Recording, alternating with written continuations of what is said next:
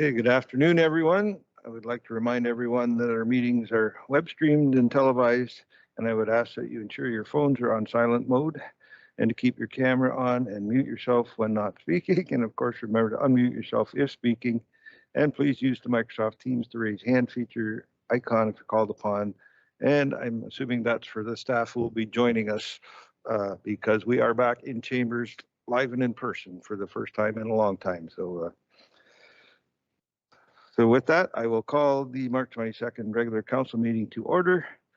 First item is approval of the agenda and changes to the agenda. I'll ask the clerk, do you want me to run through these amendments or would you like to? Thank you.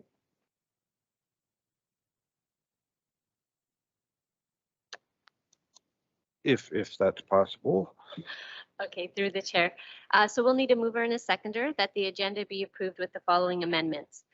Move to consent item 11.2.2 CD 22026 regarding 28 TPL 2021-340 and ZNPL 2021-341 to approve a draft plan of subdivision for 6 townhouse units. It will now be item 5.2. We added item 7.6, which is a Long Point parking petition. We added a slide deck to 11.2.1, which is with respect to CD 22023. There were some clerical amendments to item 11.6.1, attachment number 3, regarding the proposed use of corporate resources policy during an election campaign period. That attachment was revised on the addendum agenda yesterday. There was an amendment to bylaw 2022-22, item 12.8 being a bylaw to amend bylaw 2011-189 as amended to regulate parking within Norfolk County in relation to Schedule E seasonal paid parking. There were amendments to item 13.1 regarding Councillor Martin's notice of motion about Port Dover pier benches. The original published agenda had the incorrect motion attached. The addendum agenda published yesterday provided for the correct notice of motion with the proper wording as was presented at the March 8th CIC meeting. Chair Van Passen also notes that a number of resolutions from the March 8th, 2021 Council and Committee meeting minutes will be pulled to be voted on separately, and it is suggested that approval of the CIC minutes be moved to after the staff report section to ensure all council members are in attendance for the vote. Thank you, Madam Clerk. Are there any other changes to the agenda? Seeing none, could I have a motion to approve the agenda as amended? Moved by Councillor Van den Driesche, second by Councillor Taylor. All in favor? That is carried. Any declarations of pecuniary interest? Seeing none. Oh, and I should mention the mayor is planning on attending. She's a little behind schedule, so hopefully she will be able to join us later on during the meeting. So. The early closed session, we have 4 early closed session items. I have a motion to move into closed session. Sorry, through the chair, we just need to read why we're going into closed session as well. Oh, sorry, what was that? We need to explain why we're going to closed session. So do you want me to read the motion? That would be item 4.1, the Ontario Land Tribunal matter. 4.2, the information memo, interest arbitration award between Corporation of Norfolk County and the Ontario Public Services Employee Union, Local 279 for the term April 1st, 2020 to March 31st, 2023. 4.3, collective bargaining mandate for Ontario Nurses Association, Local 007, January 1st, 2022 and beyond. And 4.4, an information memo, the gravel pit and quarries appeal to the ARB pursuant to section 239(2) D, E, and F of the Municipal Act 2001 as amended, as the subject matters pertain to labor relations or employee negotiations, litigation or potential litigation, including matters before the administrative tribunals affecting the municipality or the local board, and advice that is subject to solicitor-client privilege, including communications necessary for that purpose. So I have a mover and a seconder. Councillor Michelli, Councillor Rabbits, all in favor? That's carried. Thank you. Through the chair, we just need a couple minutes to get into the closed breakout room. Okay, thank you.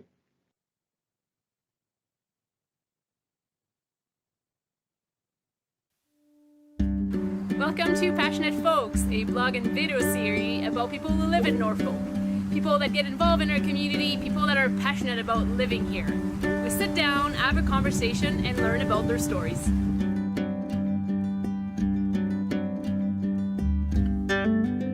Welcome to Passionate Folks. I am Emily. I love to connect with people. I love to ask questions and get to know people better. So today I'm sitting here with Scott. Hey. Hi. How are you? Good, how are you? Good. So Scott, to start, can you tell us a little bit more about yourself, who you are, where you're from, and where you live? My name's Scott McCrae. I'm a chef here in Norfolk County. I'm the chef at David's Restaurant in town, and I live in Port Dover, or just outside.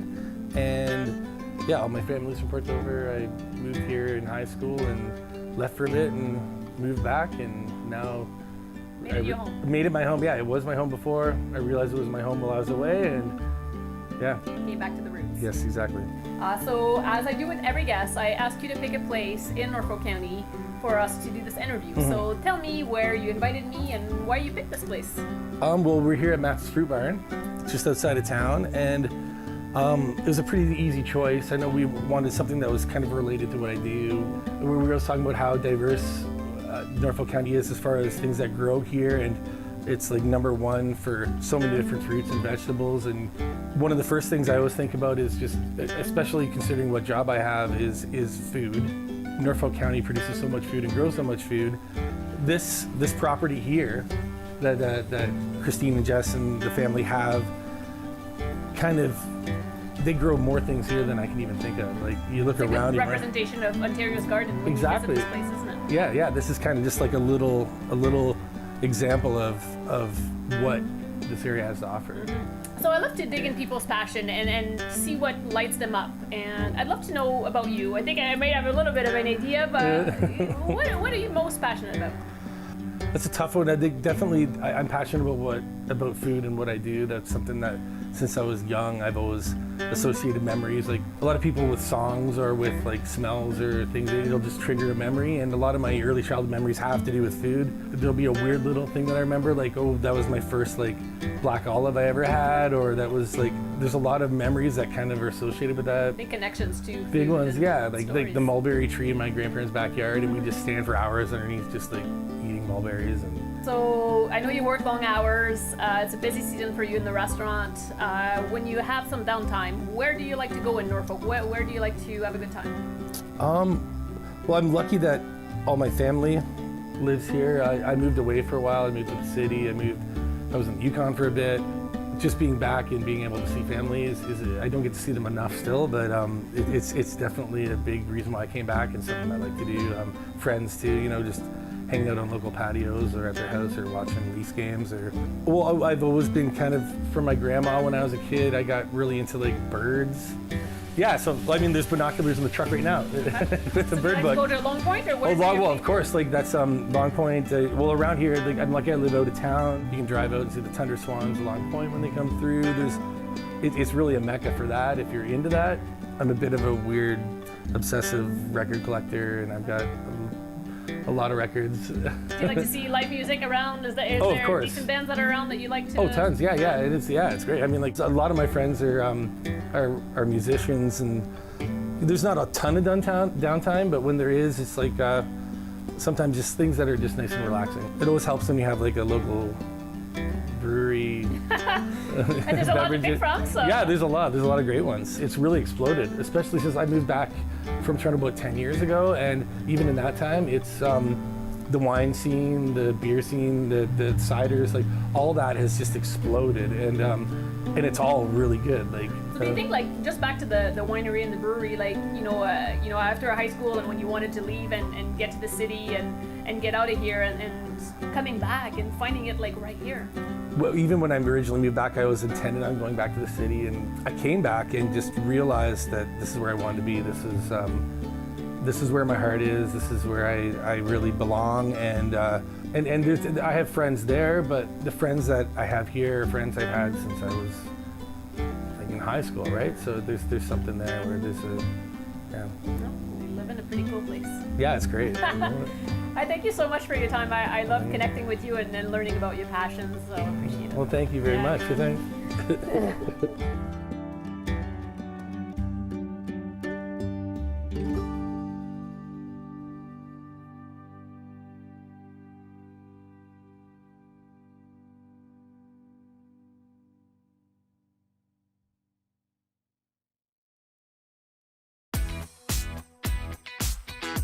My name is Jim Toombs. I'm an Associate Purchasing Specialist here at Toyotetsu, also known as TTCA.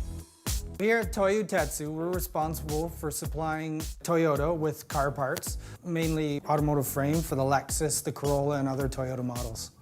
I started here in May of 2016. I was in welding. Here I am 2 years later, and I'm a salaried position. The job itself it's challenging. There are challenges in what I have to do every day, and for that I enjoy it. It's not monotonous day in, day out. There's new challenges that I'm confronted with and new tasks that I have to do. A high school student who's like, I'm not sure, I think this is an excellent opportunity to kind of answer that question for themselves. They can see what kind of the working world is like, as well as pick up skills. There are plenty of opportunities here. For example, for me, I was in welding, but that didn't mean I had to stay there. There's opportunities in stamping, where you'd learn different skills entirely. PC, again, the same thing, some different skills needed that you'd learn. Though we make car parts and they're welded, there are a lot of departments and areas that support that. My name's Aaron Pace. I'm a yard manager here at Townsend Lumber. We're a sawmill that produces lumber. We make anywhere from rail ties to timber frame home products, kill-dried lumber, which is used for wood cabinets and furniture. We also do pallet components, and we also do stakes for farming. We ship container loads to the Middle East, we ship it to Asia. We have gone to Mexico, Singapore. We've shipped to many different locations. My father has worked here for 30 years. He got me a part-time job as a summer student. I started as a regular piler, as a laborer at the entry-level position, and with hard work and dedication, I've been promoted through the system, and it took 9 years to become a supervisor. I enjoy the freedom of the job, like outside working with the heavy industrial stuff, talking to the range of customers and the way we produce things for them. My name is Cam Kirkwood. I'm a production supervisor at Superior Essex in Simcoe. We make magnet wire and cable for the transformer industries. Our magnet wire products are found all around you that most people don't even notice. In winding motors, in alternators in your vehicles, transformers on the side of the road or on top of poles. I've been here at the company for 15 years. I started on the floor as a machine operator for 7 years, and then I did a stint in engineering for about a year, and then I moved on to production supervisor for the last 7. One of the best parts about working here is it is a build-to-order shop, so although we do make similar products every day, it's very unique. We don't always see the same orders. There's always new challenges. One of the best parts about being in manufacturing for me is the shift work. So it provides an opportunity for you to adjust to do your own life on your days off, or you can pursue other interests. A lot of people have second businesses or hobbies that they really enjoy. There is lots of opportunity to advance. There's educational assistance programs. You can continue to learn new skills and advance to a new area if you were so desire. There's a great opportunity moving up the manufacturing sector. Try it, because you're going to learn a lot about the working world as well as yourself.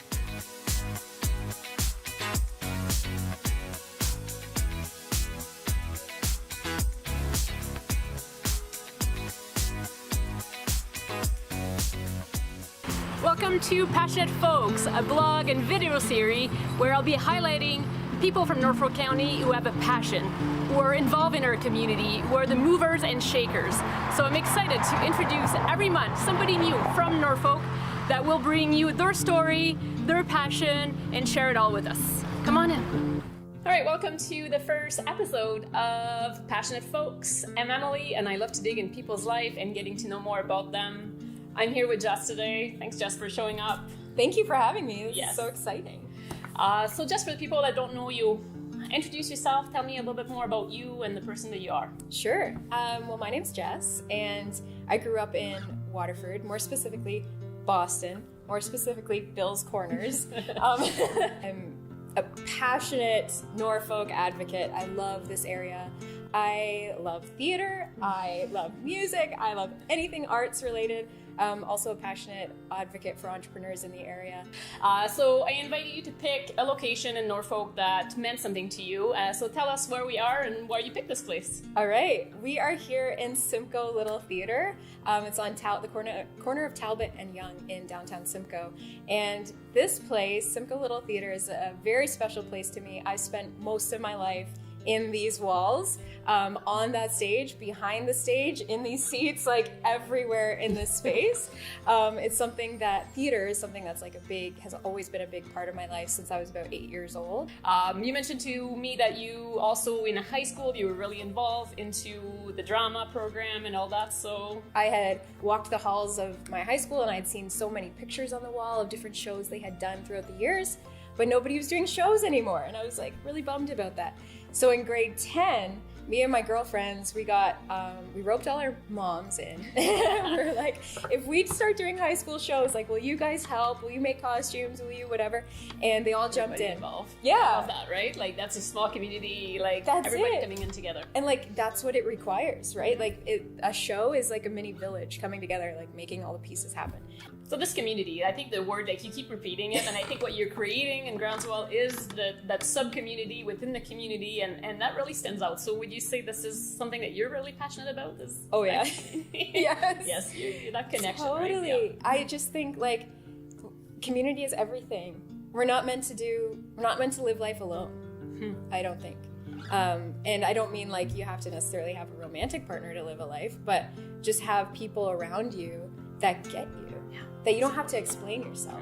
You know what I mean? You just walk in the room and they're happy to see you.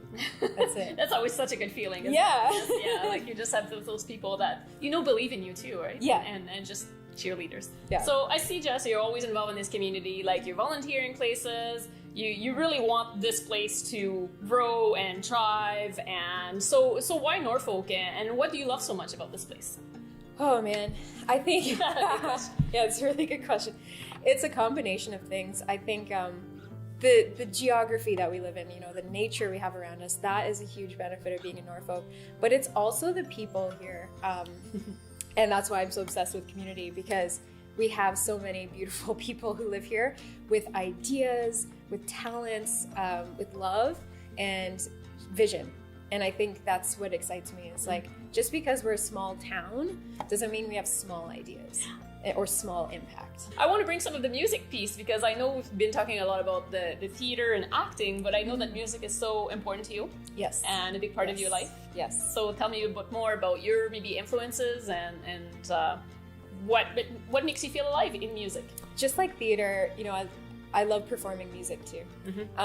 There's something really cool about being on stage.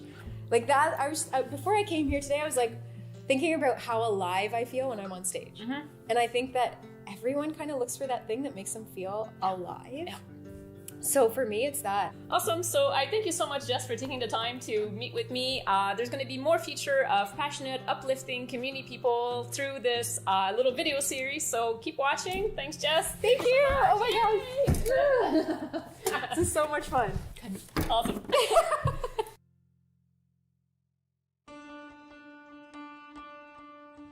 Welcome to Passionate Folks, a blog and video series about the people that live in Norfolk, people that are passionate, people that are involved in their community, people that bring a lot of positivity. This is about story and conversation. Join us for the second guest. Welcome to episode 2 of Passionate Folks. I'm Emily. I love to ask questions, learn about people, get some connections. I'm here with Kiri today. Thank you for having me. I've been chatting with you and I got to know you a little bit more, but for folks that don't know you, maybe introduce yourself. My name is Kiri Bokenholt. I live here in Waterford. I've lived here for over 15 years. I'm married. I got 2 kids, and I just love the community. From our conversation today, there's a lot of the community word showed up quite a few times. So I'm a believer of, when I moved into Waterford, I thought, wow, you know what? If we get involved, then you learn so much more. And you meet so many different people. I mean, people that I know, if I wouldn't have met otherwise. Yes. So I asked you to pick a location, Carrie, and so tell us where we are and why you picked it. I picked the Waterford Heritage Agriculture Museum, WHAM, because in a couple summers we will be building our skateboard park here. So it's kind of a, let's do a little fun. Not that I wore the shirt or anything, but yes, this will be our future location on the other side. Talking about passion and passionate people, what do you think your passion is?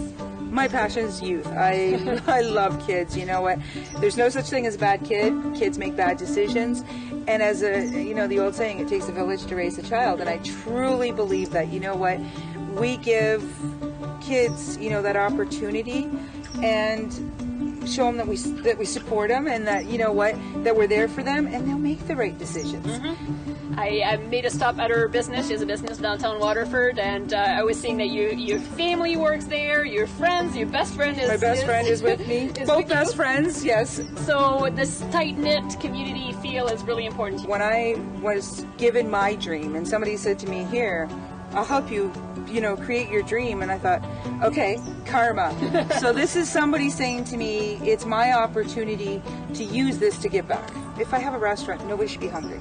I want kids to feel like they can come in and say, I need something or I need a drink or, whatever. I've been doing this for 30 years and the kids that I trained 30 years ago still come back to find me. And they come back and they tell me what they've been doing. And I guess the biggest thing is people don't realize sometimes the simplest thing can change a kid's life. It is a ripple effect, don't you think? It is, you know what? And I mean, so I get to see their, I feel old when I start seeing them coming with their kids. And I start seeing, that they've gone through and they're going to university or they're doing this or they've done this or done that. And that makes me feel like, I had a piece of that. Just by being involved in their life, maybe I made a little bit of a difference.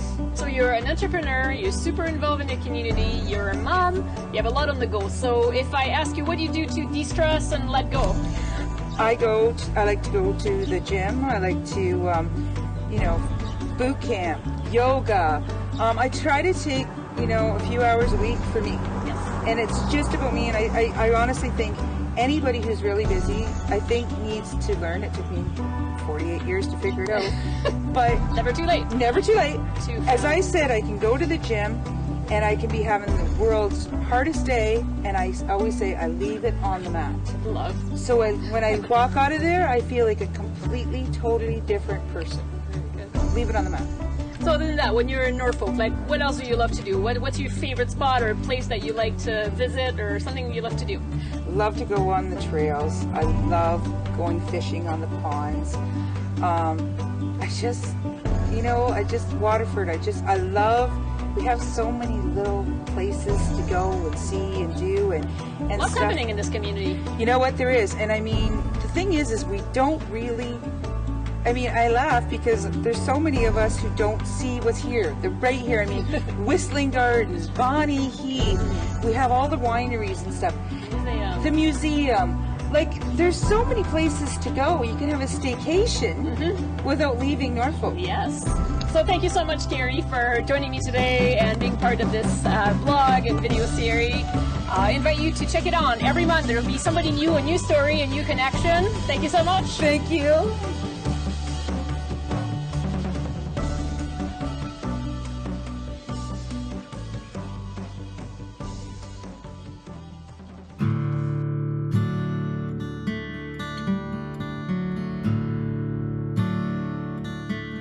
Welcome to Passionate Folks, a blog and video series about the people of Norfolk.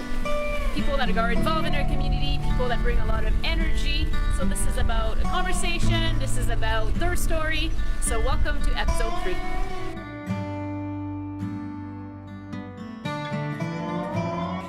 Welcome to Passionate Folks. I'm Emily. I love to dig in people's lives, ask questions, and learn about people's passion. Today I'm here with Adam. Hi, Adam. Hi, how are you doing, Emily? Great. I'm happy that you're here, taking the time to sit down with me today. So I've known you for a little bit, small community, but people that don't know you. Tell me a little bit more about yourself. So my name's Adam Van Passen. I grew up here in Norfolk County. I was born onto a farm, and I got to work on that farm growing up, which was a great learning experience. From a young age, I got to understand what hard work was and what it was to be close to nature. So that was very cool for me. Growing up like that, my dad also was a counselor for Haldeman, Norfolk, and he had a big part in shaping what is today Norfolk County. So I got to see that, and watching him and experiencing him work through that really sparked an interest in me for the county and what it could become. Great. So not like the typical kids. We hear most high schoolers like just ready to get out of their hometowns and go explore the city and something else, and it doesn't sound like that's your story. Not at all. I heard a lot of kids saying that they wanted to move on to bigger, better things, and I just really didn't have that feeling. I always thought the biggest, best things were here in Norfolk to start. So I asked you to pick a location today, and you bring me to a place that I don't know very well in Norfolk. Yeah. So tell me about where we are and why you picked it. This is a very cool spot. I know a lot of people drive by it, maybe on their way to Long Point or into Port Rowan, but this is Boose Harbor. So I grew up on Boose Harbor. My best friend, his family owned this place. So I grew up here hanging out, relaxing, boating, going out fishing, going out hunting. I worked here for a while. I did some volunteer work for the Shriners Club here, doing some chicken barbecues. So I really got to experience Norfolk and how community comes together. There's a lot of people that take up their summer residence here in trailers, and it's very cool to see all these people that are coming from other places in Ontario to enjoy what Norfolk has to offer. So it's just very cool to see that and experience it. One very cool fact about this place is that Boose Harbor has the largest amount of indoor boat storage on boathouses for all of the world. The world? Yes. Wow, that is crazy. This little place. Yes, absolutely. Very cool. Something to be proud of. I would absolutely say so. So we've been talking about nature. I know you spend lots of time outside. You bring me to a boating place where you like to fish and spend time. So tell me about your passion. Obviously there's a connection somewhere there. Yes, absolutely. Especially recently with everything that I've been seeing happen in the world, I'm very passionate about the earth. So I want the earth to be a good place. I want Norfolk County to be a good place. Everything that I love about Norfolk has to do with outside, has to do with nature, has to do with clean water, clean air, fresh trees, everything. So I just really think it's important to take care of everything that we have here in Norfolk County, and it's not an easy thing to do. So no. We all have to start and do our part. That's the thing, right? Absolutely, and I'm doing my best, but it does get very difficult. It's easy to make the change, it's just hard to start. So we were talking earlier about, doing things around Norfolk and visiting places. I know you're a busy guy, like you work, you're a volunteer firefighter. So what do you do to de-stress and relax? I would say my number one most favorite thing to do to de-stress would be to just get out on Lake Erie. Whether that's ice fishing, boating, swimming, relaxing. It's just such an amazing place. As soon as you get out on Lake Erie and you get away from shore a little bit, you just come out to this different zone. Other than this place, like where else do you like to visit in Norfolk County? Where else? What's one of your other favorite spots? I would say that my favorite spots in Norfolk County would have to be broken into two categories. One is nature, being Lake Erie, boating, all of that kind of fun outdoor stuff. And I also like Norfolk's bounty. Before, maybe you had to go out to a place far away to enjoy all of this beer, wine, food, amazing service, but now we can just go out the back door, and before I can drive for 10 minutes, I found something that I can go to locally that's amazing. A couple of winery on the way here. Yeah, it has passionate folks in it doing things. Like, it's just great. All around here, there's so many amazing things you can do, and it's just growing, so I love seeing that. I thank you so much for your time. I love your connection with nature and what you want to do as far as your passion with the environment. I'm in line. We need to come together for this to happen, so hopefully we can inspire a few people with this little conversation here. So Absolutely. Thanks, Adam. Cool. Thank you very much We'll for see your you time. soon. Yeah.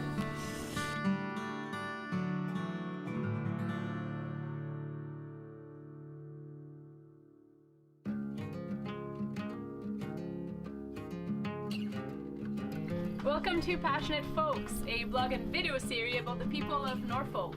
It's about people that have high energy, that get involved in their community. We sit down, have a conversation, learn about their passions. Welcome to the next episode. Hello, I'm Emily. Welcome to Passionate Folks. I love to ask questions and discover people's passion and having great conversations. So today I'm here with Nick. Hi, Nick. Hi. Might be you here, might be you invited me to a great place. I got to know you a little bit more today, but I'd love you to tell us a little bit more about you. Sure. So I'm Nick Cranks. I was raised in Langton, and I live in St. Williams now. So Norfolk County boy. Yeah, Norfolk County boy. Yeah. If you're gonna put a location on it, and if you're asking someone where you're from, this area, you always say Norfolk County. No. Unless you're from Port Dover. Did you say Port Dover? Then you say Port Dover for some reason. I invited you to pick a place. So tell us where we are and why you decided to invite me here. So we're at where I work, Blue Bear Hill Estates, which my family owns as well too. This is where I spend probably my entire day every day of the year. So we're located on the patio here, and we basically are overlooking the patch. And you probably cannot see from the camera because it's on the other side of the camera, but the lake is just on the other side. I love to hear about people's passion, and I know you have a lot of projects going on, and I want to dig further into your passion. So what do you think really stands out for you? What are you really passionate about? So day in, day out, I'm typically making wine or working the field, so that's something I'm really passionate about. I'm also the president of the Ontario South Coast Wineries and Growers Association, which encompasses Norfolk along with other neighboring counties. And so I'm really passionate about trying to raise awareness of this area for growing grapes and making world-class wines. And so winemaking, like what draws you to it? Why are you making your whole life right now? And why winemaking in Norfolk County? Well, I guess you could say it's one of the best agricultural products you can make. I agree. It's something that you can preserve, and like even after the crop is finished, you still have to work with the crop that you were working out in the field all year round. And when you put it in a glass of wine, you have memories of how that year was when that wine was made.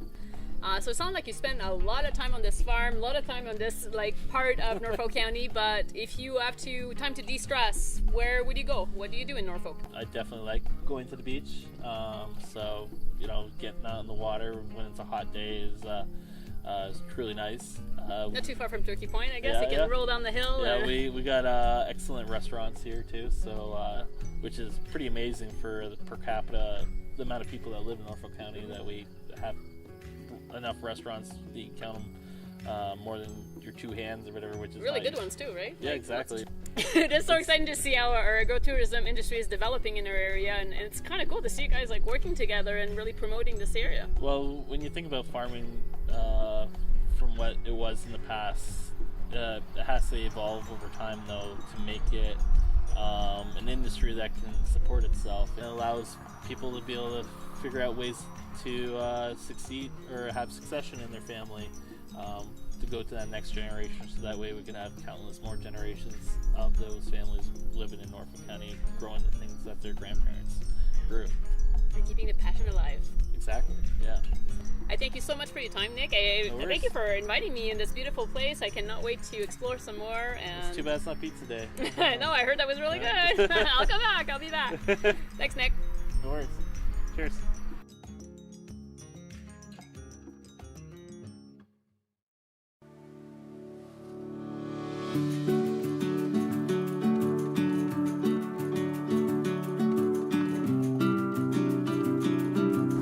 Welcome to episode 6 of Passionate Folks.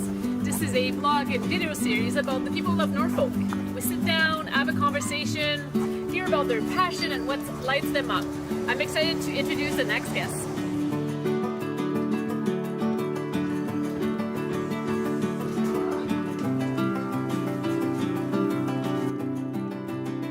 Welcome to Passionate Folks. My name is Emily. I love to connect with people, having some conversation and learning about people's passion. Today I'm sitting here with Sue. Hey, Sue. Yeah, you bet. I'm so glad that you took the time to come out and have a conversation with me. Well, thanks for asking me. Yeah, so for people that don't know you, can you start with introducing yourself, where you live, where you're from, and a little bit more about you? Okay, sure. My name is Sue Downs. I live in Simcoe, born and raised here. And I work for the Simcoe Reformer newspaper and started there way back in 1988. Love my job, love Norfolk County, and was really pleased that Emily asked me to be part of this. I think. So far, so good. So far, so good. Yeah, so far, so good. Great. So, as always, Sue, I ask a guest to pick a location so we can explore it and discover a hidden gem in Norfolk County. And this one is a little bit different. So, tell me where we are and why you brought me here. So, we're at Norfolk County Fair. We're at the bottom of the Junior Farmers Building here. So, why do you pick the fair? What's so special about the fair to you? I think for myself, Norfolk County Fair is like one of the largest events that happen in Norfolk County every year. It's always been near and dear to my heart. Like I think so many childhood memories. It's all about tradition. For us growing up, at my age, I've only missed one fair in all of my years, and that was when I was in Timmins. So I just love the fact that you can come to the fair. There's so much excitement. There's always lots of things to see and do. Like family would come home during Thanksgiving weekend, and I think that still happens today, right? Like it's all about tradition and all about community, which I feel like I'm pretty passionate about. Yeah, so I was just going to ask you a little bit more about your passion. I see you a lot being involved in the community and supporting local businesses, and it seems like it's really important to you and close to your heart. I like to promote local as much as possible. So whenever we go out for dinner, a lot of people go, "Do you ever stay home?" Because you'll constantly see posts on social media, on Facebook or on Twitter, and it's like, we're at the Barrel, we're doing this, we're at Long Point Eco Adventure, we're, It's so good that you're taking the time to promote those local businesses and support. And I remember when I started my business, you were one of the big supporter of sharing what I was doing, and I know a lot of people have felt the love that you give to entrepreneurs, so I want to thank you for that. Well, you're welcome, but it does make you feel good, and it is important. I feel that, if we can, support each other as much as possible, like it's again, it's all about giving back.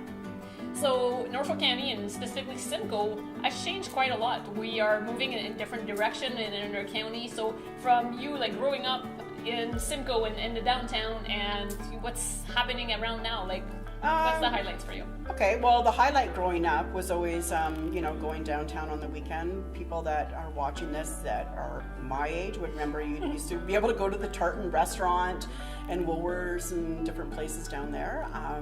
But I think a lot of the exciting thing that I see now is a lot of the collaborations that are happening within Norfolk County. And one that stands out is, Burning Kiln and then Long Point Eco. And then along came, my buddy Dusty and the guys from Hometown Brew.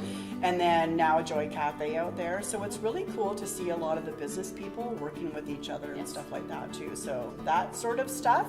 You don't have to go too far. You show up there and everything that you love is right there. It's like a lot of renewed, it just seems like a lot of positive things are happening within our community, and it's really good to see.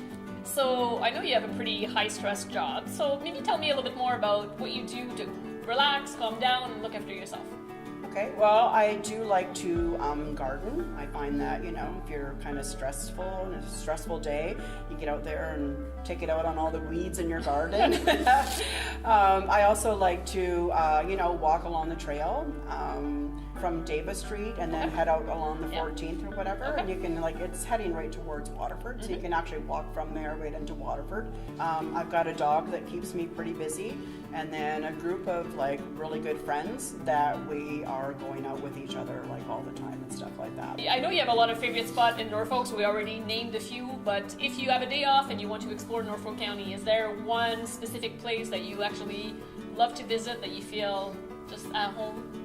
I would say for myself, it depends on the day. So if it's just something that I want to go and do a walk or whatever, it would be my trail on the 14th, because it is kind of private. There's not, you do run into a lot of the same people and stuff like that.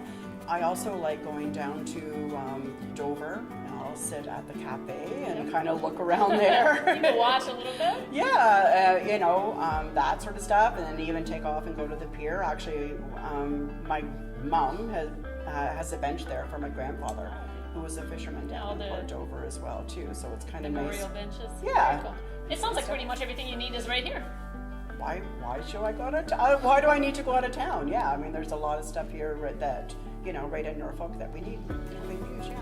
I'd love to hear your passion for Norfolk and how well you support the local businesses and just, I see you at fundraiser and you're always involved in your group of friends and supporting whatever is happening in the county. So we need more of you, Sue, and Norfolk. So thank you so much for joining me today and having this little chat. I'd love to get to know you better and hear more about your passions. Well, thanks very much for allowing me the opportunity. It was great. Thank you.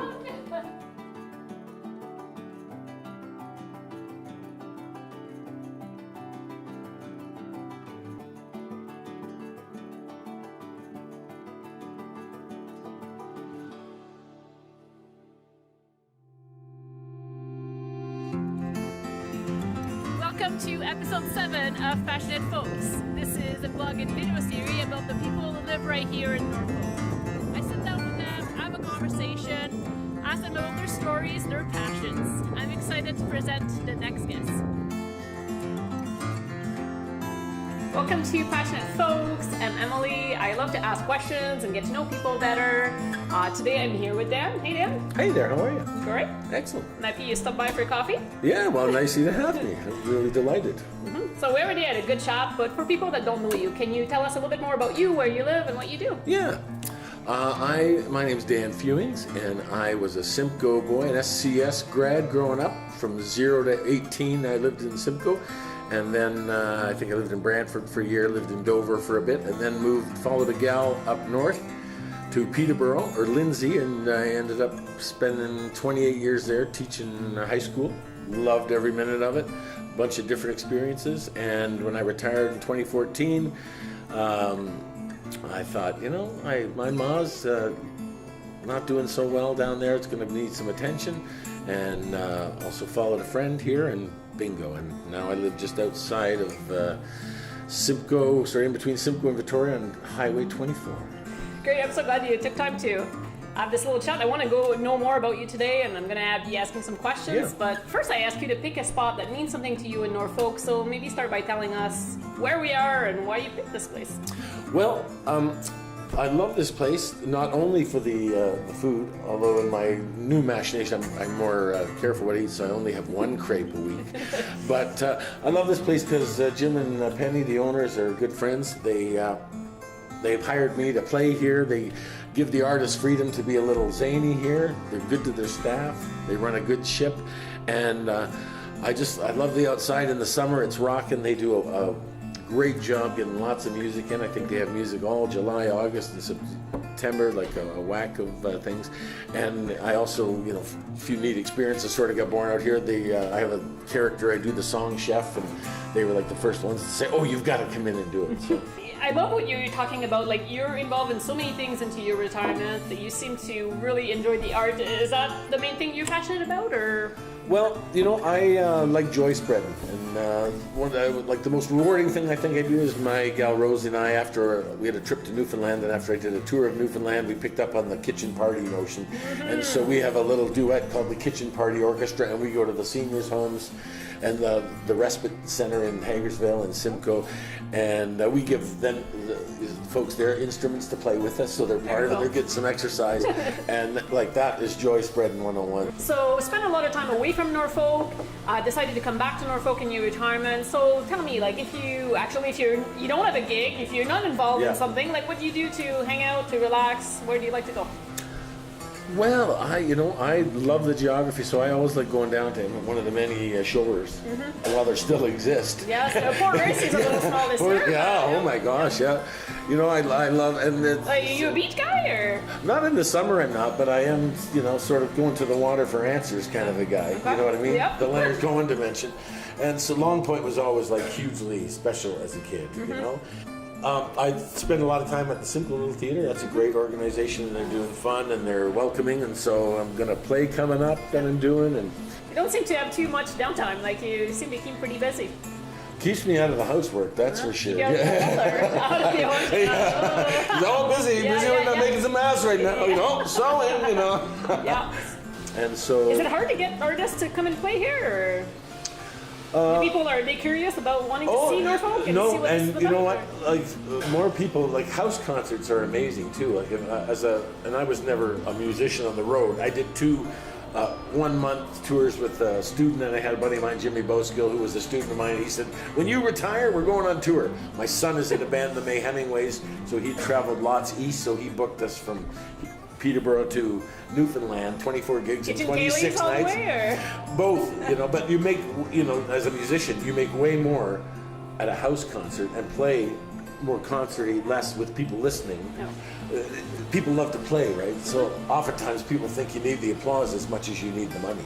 And many people are lined up. So it's like, you don't want to do it? That's okay. I've got Tiny Talentime and his brother here that'll play for you, you know? And so people, that's why it's so nice to be in a place like this where you know that their entertainment budget is a really significant amount of money. And there are a lot of places in town here. The 211 does it as well.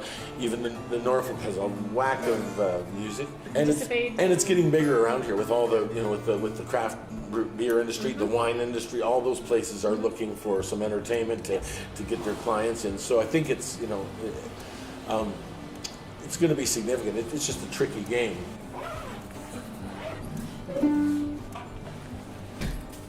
So music, obviously a big part of your life?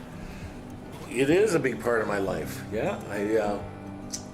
I think I started when I was 13. My brother handed me a John Prine album, the very first one with him sitting on the hay bale and a guitar, and showed me the C, F, and G chords, and I never had a lesson after that. You just learned on your own? I just learned on my own. Guitar has, and stringed instruments often have tablature. Yep. Especially ones that have frets, so it's a grid really, so they can like it's easy on notation to put a number 1 on a 1. You know you're at the first, so it's an easier system. But what happened was I was working in the teachers union. I had been seconded out of teaching for a couple of years. The head of music was leaving to become a minister, and he said, Dan, can you teach kids how to play guitar? And I said, absolutely. And I said, now Larry, you know I don't read music, right? And, you don't? And I said, no, but I'll buy tablature. So at any rate, years funny. Made it work. And down the road it was funny because Jimmy Boskill, who was a wizard player, doesn't read music either. He had auditioned for this art school, and I was sitting at me, they weren't going to let him in because he didn't read music. And I said, I should let you folks know, as you know, I don't read music. And I said, if you're not letting this kid into the program, give me 2 weeks notice, because I'm not going to be the guitar teacher that wouldn't take him in. So you got to keep it moving. Is that one of your favorite instrument?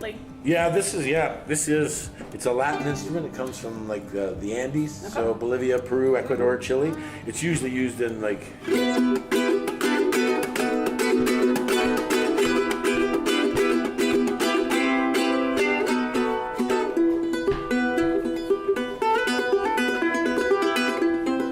But then I found, being sort of a folky-dokey player too, it's like a good bluegrass instrument too, and it's like in the day and age of cutbacks, when the bluegrass bands start firing the banjo player and the mandolin player, you get both with one. You show up with this one, you're good. You're good at drumming gig. That's right. Perfect. And this is a charango, and it is higher up. So I started with one of these. And I'm a big fella, so it's, you know, and you don't need that strap, it sticks right in your belly button. Like you couldn't peel that off with a grover. All right, so you do some improv. I do. So like, give me a title to a song never before written. Can be anything. Let's go with the Bikini Crepe, I guess. Bikini Crepe? We're here, the Crepe House.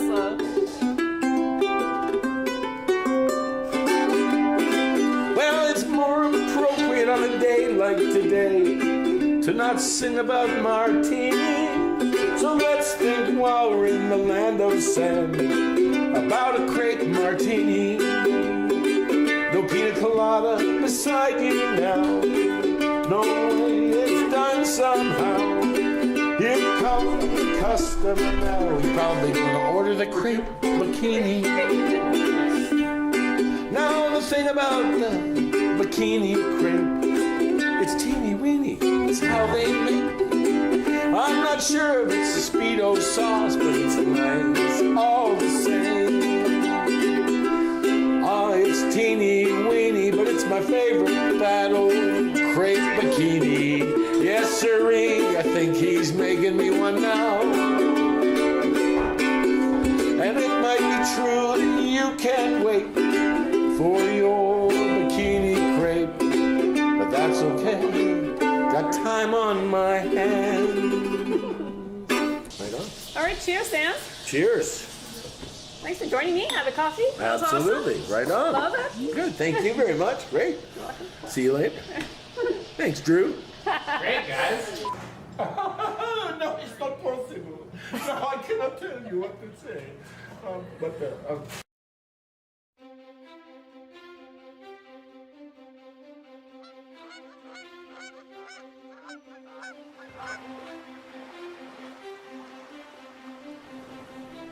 What if there was a place just outside the hustle and bustle, where the beauty of nature was right at your doorstep, inviting you to join in the fun? Good job, guys. Got it. What if there was a place where the landscapes were as diverse as the bounty they produced?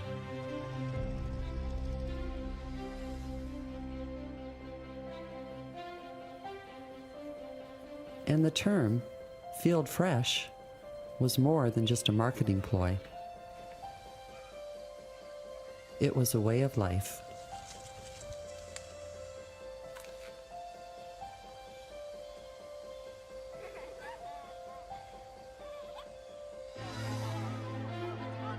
What if there was a place where history and heritage shared the stage with technology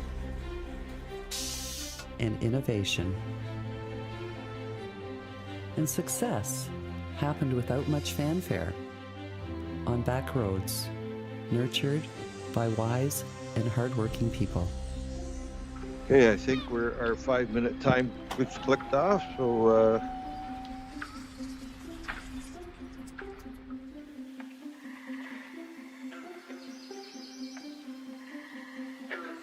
What if there was a place as lush as an ancient garden?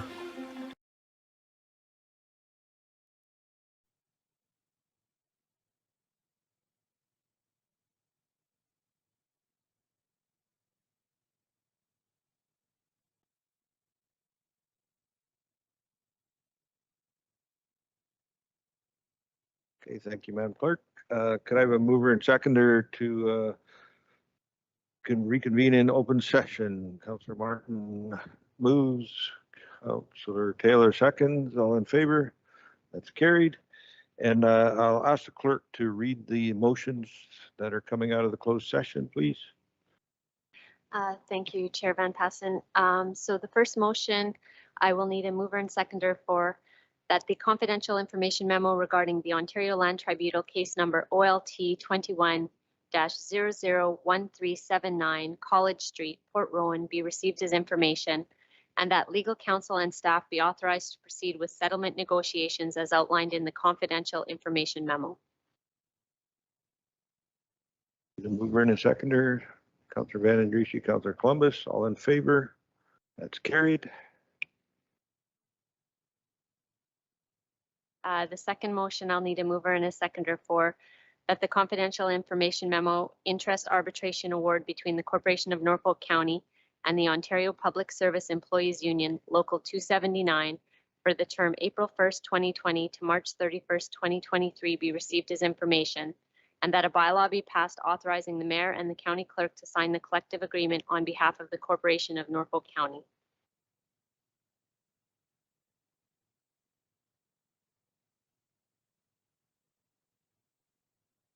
That is carried.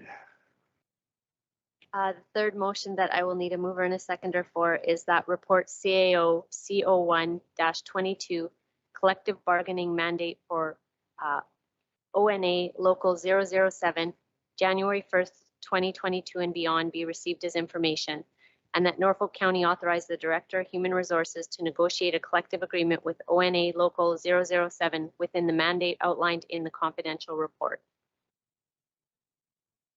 Mover, Councillor Columbus, second by Councillor Huffman.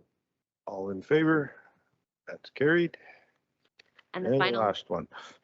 motion from closed, I'll need a mover and a seconder that the confidential information memo regarding the gravel pit and quarry appeals to Assessment Review Board be received as information. Moved by Councillor Taylor, seconded by Councillor Michele. All in favor? That is carried.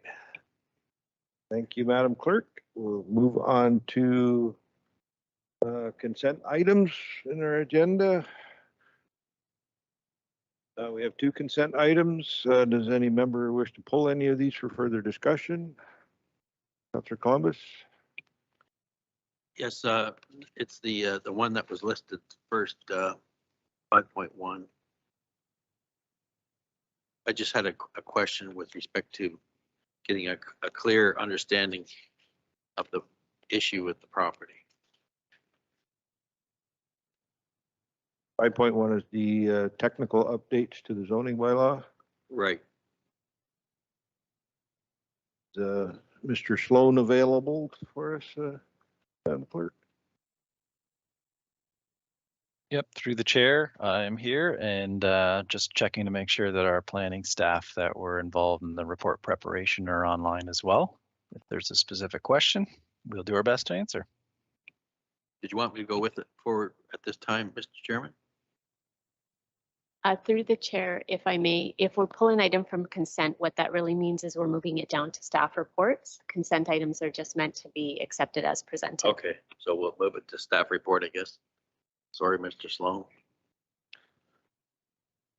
Okay, so we'll move that one to staff report. So the only one left is 5.2, the application approved the draft plan of subdivision for 6 townhouse units. Anyone want to pull that one, or I need a mover and a seconder to have it approved? Councillor Martin moves. Councillor Taylor seconds. Any discussion? All in favor? That is carried. We have no deputations. We have 7 items of communications. Does any member of council wish to pull any of the communications for further discussion?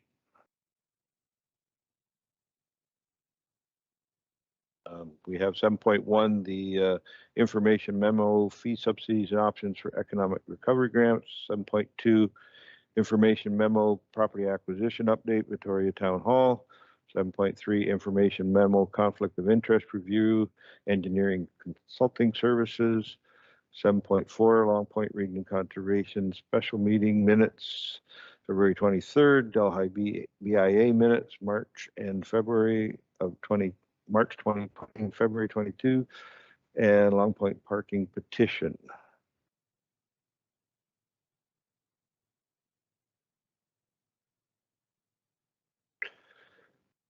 So can I have a motion to receive communications item 7.1 to 7.6 as information? Councillor Van Andriesch, second by Councillor Huffman. All in favor? That is carried. Approval of the minutes. Item number 8. Following regular minutes before us today, the council meeting of February 15th, 2022, both open and closed. Unless there are any errors and omissions, may I have a motion to approve all sets of minutes as presented? Motion by Councillor Michele, second by Councillor Taylor. Any discussion? All in favor? That is carried. Now, as per our February decision to split the reports of committees section into 2 sections entitled Reports of Committees of the Whole and Reports of Advisory Committees to allow for members to bring forward specific committee recommendations to authorize staff to action the recommendations, we will now move on to the reports of the committee section. We have 2 reports of committees under this section of the agenda. We will consider the public hearing committee minutes now and the CIC minutes after staff reports. Does any councillor wish to discuss or pull any items from the committee minutes? The public hearing committee's minutes, March 1st, 2022. Seeing none, unless there are any errors or omissions, may I have a motion to approve the public hearing meeting minutes as presented? Moved by Councillor Rabbit, seconded by Councillor Van Andriesch. All in favor? That's carried. And we have 3 reports from committees under the section of the advisory committees. Does any councillor wish to discuss or pull any other items from the committee minutes? The Tourism and Economic Development Advisory Board minutes, February 16th, 2022. Councillor Martin, would you like to bring forward any items? No. The Recreation Advisory Board Committee minutes from February 17th. Councillor Van Andriessen, is there any pressing items there? The Community Policing Committee minutes, February 22nd, 2022. Does council wish to discuss any items from that one? Councillor Huffman. Thank you, Chair Van Passen. I actually have a question. We don't have a council member as part of that committee. Is that something that we should be looking at?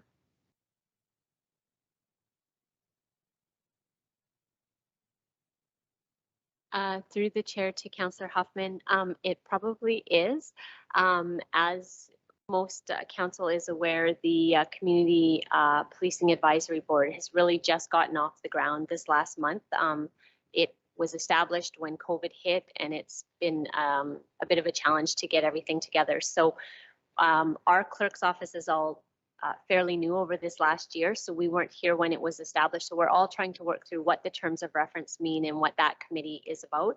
So we are doing a fulsome review at this time, and we will be bringing forward some recommendations to clean it up and make sure that we're all on the same page. And at that time, we will make sure that a council member is assigned to the committee.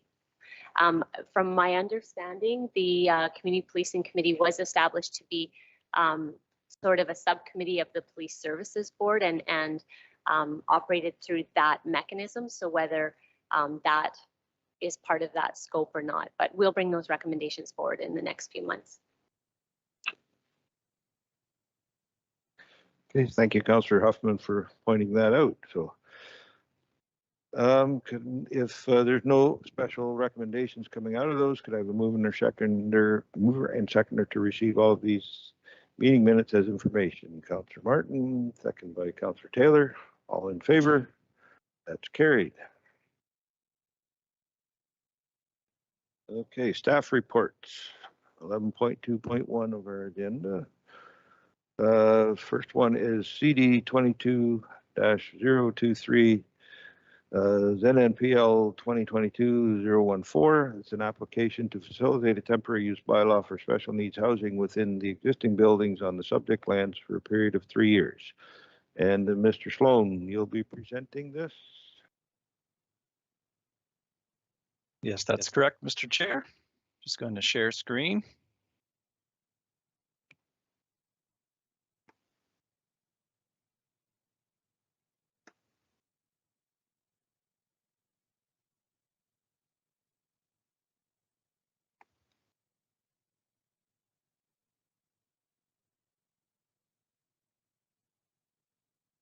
Okay, good afternoon through Mr. Chair and to Council. The item that we have before you is a decision on an amendment to the existing agricultural zoning for a property on Schaefer Side Road, just west of Delhi. It's for a temporary use to permit housing accommodations for refugees and new immigrants within the existing vacant building and the immediate amenity area of what was formerly known as the Delhi Research Station. This is a fairly unique site and a fairly unique proposal. Through the application circulation and the public hearing committee that was held at the beginning of March, it was noted that the occupancy of the building should be limited from the on-site servicing, along with the need to comply with building and fire codes, as what the department circulation yielded. There was one public response that was received, and it was circulated at the public hearing committee meeting. An addendum was included in the report, including some response to the comments. Along with, there is a further addendum from the member of public circulated to council and clerk for the meeting today. The individual, the public comment did raise a number of concerns with the application, including whether the temporary use complies with the intent of the official plan. There was not a significant amount of explanation as to what any actual perceived land use impacts might be from the proposal. However, it was a very detailed response to the application and some concerns about this temporary use proposal. To be honest, staff also shares some of the initial concerns and questions about this application. It does not neatly fit within our overall agricultural or land use policies, except for there is an overarching section of the official plan that's about special needs housing and special housing forms. That section outlines the need, the encouragement, the allowance for a range of special housing types, such as temporary, emergency, or transitional, or other similar forms of housing. It's very important when we're looking at the context of this application as it relates to our official plan and the provincial policy statement that new residential development should not be taking away from agricultural land. In this instance, no new buildings or new lots are proposed. The proposals to use an existing vacant underutilized building that's been left pretty much without a purpose and that's proposed to use for this temporary housing. That's a differentiating factor, definitely from a policy standpoint in terms of no lot creation and no new residential buildings being proposed. There are some allowances in the agricultural area for some residential accommodation or even seasonal accommodation right now, but it's very important when looking at this one that it would not, as far as we know, take away or remove agricultural land from production. When we looked at this particular file in our consideration analysis, we tried to focus on whether or not is this an appropriate location to repurpose this building and the site temporarily for refugee and new immigrants to stay and work towards a transition to their next stage in life as best they can. So the supports and the services for this was a key consideration. The applicant has provided information. They've provided supporting letters from various agencies and groups, including Immigration Canada. They are undertaking components of the support services with these various organizations about language, transportation, potential employment, food security, healthcare, etc. Some of the other considerations that we had is that this is a special purpose facility built, I believe, federal government. It's been vacant. The only other thing that's occurred here, I believe, was also a temporary use bylaw for a fire academy, which I think finished in 2019. So it's been vacant. What else could or should this be used for in the future? Another key consideration is what is the long-term plan for refugee or temporary housing? And so if anything ever permanent is proposed on this site, it would need a more significant application and consideration.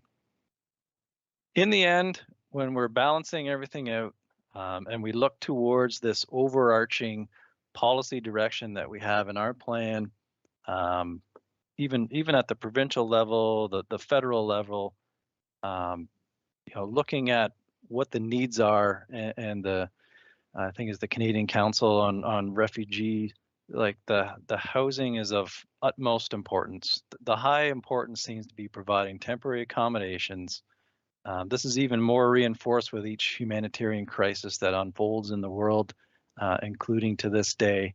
And so if we have the ability, we have a facility, we have a willing partner, we have someone with philanthropic intents to help with this situation, what we're looking at is seeing if it's appropriate in a temporary way to transition them into Norfolk, into Ontario, into Canada, and provide some supports.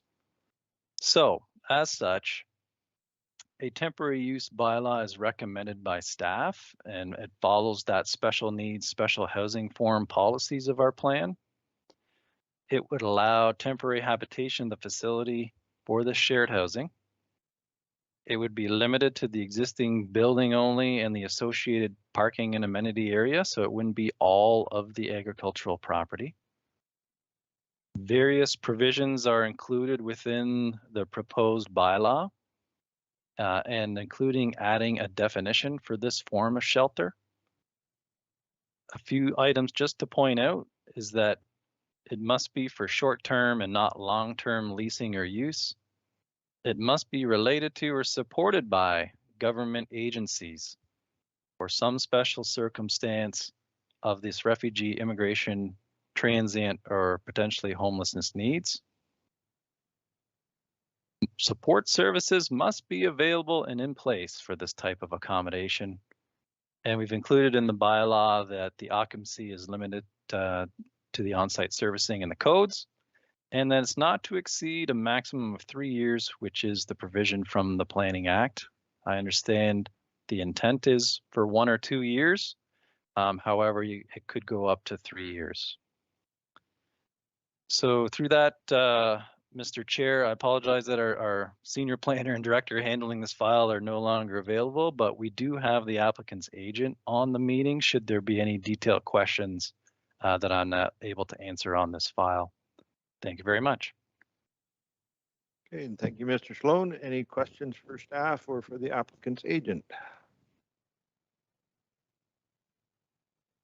Seeing none, is there a mover of the staff recommendation or an alternative?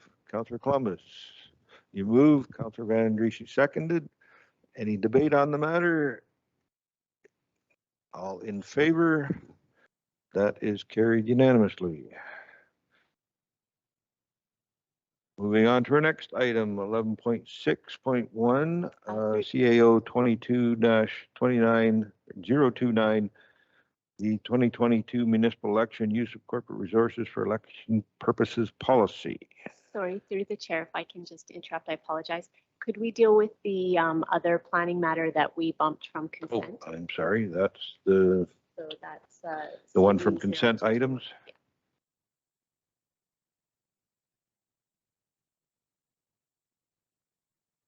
You got too many pages in front of me, Madam Clerk. Yeah, you won't have notes for that one. So that one is CD 22017, Norfolk County initiated technical update to the zoning bylaw for proposed to update various sections of zoning bylaw 1 med 2014. Okay, Councillor Columbus, you had a question on this one? Yes, I did. If just give me a second here, go through this paper. It's on page 11 of our agenda package. About 3/4 of the way down, item 7. It's the 5.97 acres on Highway 3, just south of Delhi. And it talks about this particular property. It says it's a furniture manufacturing facility, a parking lot, and a paintball facility. Well, it's partially correct, but it's no longer a furniture manufacturing facility. It's actually a paint retail store, and there's also a residence on site. So I don't know if that changes this whole item or not, but we'll go to Mr. Sloan perhaps, because what's described here on page 11 of the agenda package is not what's on the property. Thanks, through the chair. We appreciate that added information about the site. My understanding is the existing zoning specifically allows a furniture manufacturing operation, and it was just never clear whether or not that allowed for storage. And this is in the housekeeping amendment, is just clarifying that a storage facility is also permitted as part of that. Whether they have it, they do it or not, it was clarifying that that is part of that use that's allowed. And I would ask our planner, Hannah, who is working on the report, if she has anything to supplement or to correct me if I'm off base. Thank you, through the chair. Thank you, Brandon. So my understanding is, as a new staff member, essentially, yes, the intent of the original zoning bylaw was to provide this clarified understanding of the storage facility. And I believe the the wording is miniature storage facility was the intent of the original bylaw. So this technical update just kind of adds that clarification for the original zoning bylaw amendment for that permitted use attached to the furniture manufacturing. So we are good with this all, I take it then. Through the chair, I would say yes. Okay, there's also a large bell tower site there as well, and sometimes a chip wagon. So I guess the question is the existing paint store an allowed use under the current zoning? Through the chair, that's something that we can clarify. I don't know if that was specific to this particular technical update, Hannah, that we're putting forward. It does have a CR zoning, so it may be allowed. I think at this point in time, it's whether or not the clarification on the storage facility, I think, is the key to what's in this particular bylaw. And then the furniture retail is something that can be confirmed. Thank you. Let's leave it at that. Okay, Councillor Columbus is happy with that answer, and we can move on. Councillor Van Andriesche, just a comment on this one. Question? Sorry. Thank you, Mr. Chair. I'd like to go to the definition of trailer shall be, I guess, to staff. Now, I'm understanding the reasoning that you're including trailer is for residential property cannot have a trailer more than so many days sitting in its yard. Is that the intent here of trailer and trailer definition? No. Through the chair, I'll defer to Hannah on this particular one. Yes, Yeah. there are provisions about trailers and limitations about having it on certain properties and residential, but I think this was trailer and chip wagon were two of the updates here. Hannah? Thank you. Through the chair, essentially, yes, my understanding is that the intent of this update was to ease the facilitation of enforcement for subsection 4.5C, just some implementation from a bylaw perspective, and the wording of that provision left some gray areas that were difficult for interpretation. And in kind of revisiting this, we realized that the term trailer was undefined. So just again, adding some clarification for that implementation piece of the zoning bylaw. Thank you. And specifically, is this trailer restriction intended to be an urban situation, or like, is there an exemption? Like, say for instance, if you're, well, commercial would be exempt, but if you're on the farm or in your rural area and you have people have skidoo trailers or this or that, they're parked more than 7 days on their side lot or whatever. Is that the intent, that it is not legal to do that?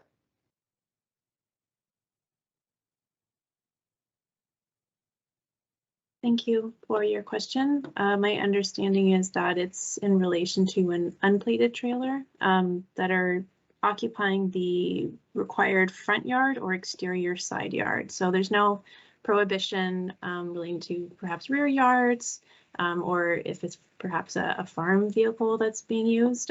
It's really just a wide zoning bylaw provision that applies for all areas. It's not limited to urban areas. It's really just the whole of Norfolk County. Okay. Alrighty. It Still a also little confused. clarifies the difference between a required front yard Right. and what your actual front yard is. If your front yard is bigger than the required front yard, you could still previously park a trailer in the last section of it, right? Right. That's what I'm wondering. And I think the intent is that, no, you don't get to park a trailer year round in front of your house. Right? Right. Okay. I get you. Thank you.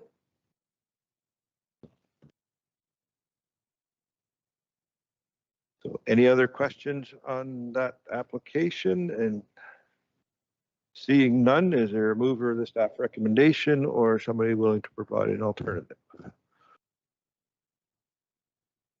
Councillor Taylor and seconded by Councillor Rabbit. More discussion, all in favor? That is carried. Okay, thank you very much.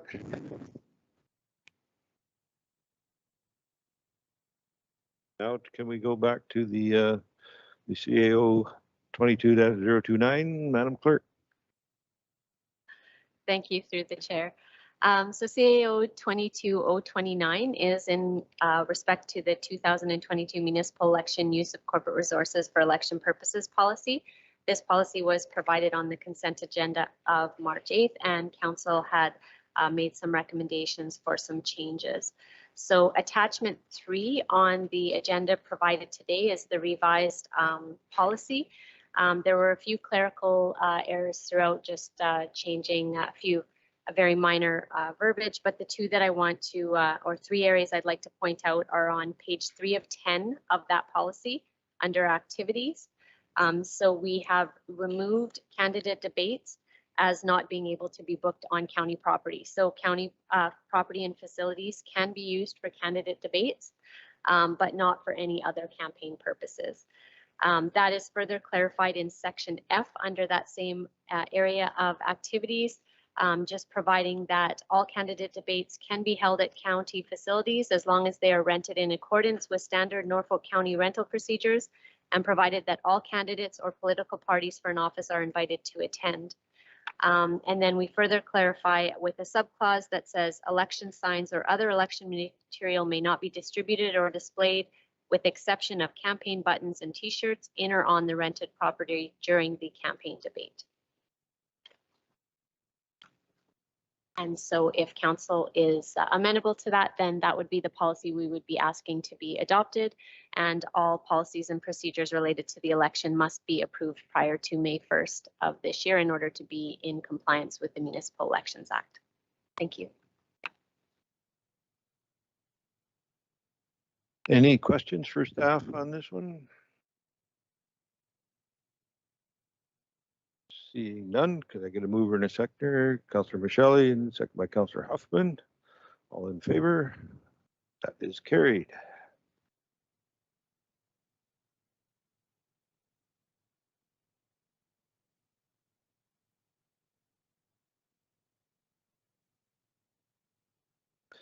So I guess now we move back to item 9.2, which is council and committee minutes from March the 8th, 2022.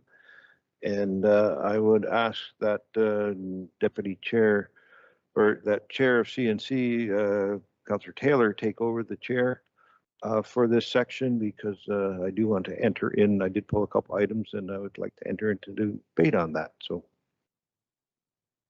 All right, thank you, Councillor Van Passen. I understand that you've pulled resolution number 9, number 20, and number 22. Does any councillor wish to discuss or pull any other item from the council minutes? Seeing none, unless there are any errors or omissions, may I have a motion to approve the balance of council and committee meeting minutes, open and closed, as presented? Councillor Huffman and seconded by Councillor Rabbits. Thank you very much. All those in favor? That is carried. Councillor Van Passen, would you like to introduce a different motion related to resolution number 9? Resolution number 9, also for everybody, is on page 73.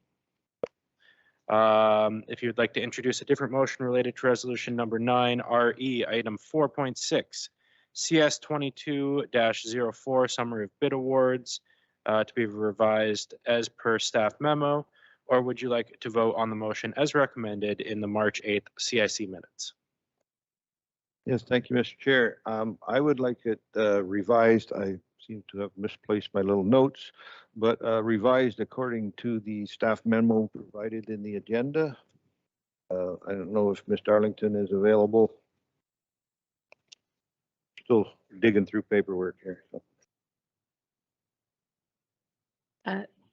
Through Councillor Taylor, if I could assist Councillor Van Passen, the information memo did indicate a recommendation from staff to proceed with the award of all but the number 1 item, and I think the clerk has put up a suggested resolution for that.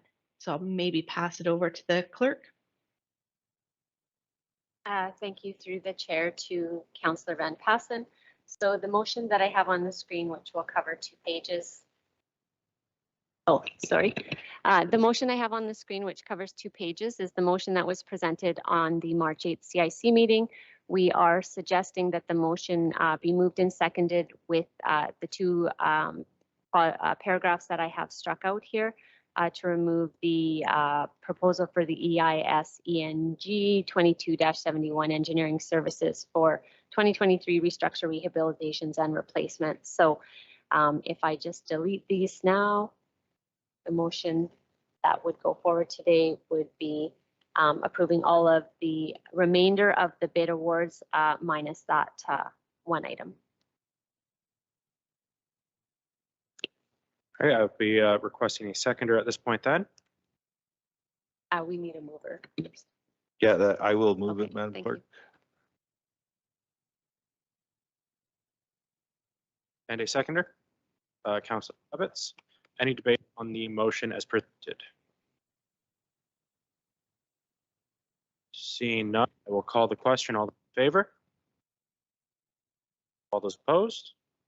Oh, carried. And Councillor Van Passen, would you like to introduce a different motion related to resolution number 20, RE item 8.4.2, Waterford Trail Asphalt Project? Would you like to vote on the motion as recommended in the March 8th CIC minutes? I'm not sure if I would like to introduce a different motion, but I would like a little bit of more discussion on this one and possibly amend it after bringing forward some comments. But so I will put the original motion back on the floor and reserve the right to amend it later on. We discussed 2 weeks ago about sharing in the financing of paving the rail trail out of Waterford or north of Waterford. What we never discussed, because it's not our project, it is the Trail Association. They do have an agreement to use county land, but it's the group from Waterford that run it, and they do an excellent job, but never got into the discussion whether we supported actually paving it over in the first place. It's one of those, I don't know, sometimes I question it, but, I want to go take a lovely walk to see Mother Nature in its raw natural state, but I want a paved walkway to walk on. I just don't get it. And I don't really see the need to pave the trail. And maybe somebody can enlighten me on the benefits of that. I think there's a lot of downsides. And another one of the downsides I can think of is, down the road, who's going to maintain that? We see that quite often, that there's a great and wonderful idea that, the community gets behind and we do something, but then we're on the hook from there on in forever and ever to maintain it. And I would like to hear some comments, if there is any, from any other councillors on, whether they actually support the idea of paving it in the first place. And then we can discuss whether or not we should kick $100,000 out of our budget into this one. And just wanted to bring that up, and I'm sure that there are some comments to tell me why I'm wrong.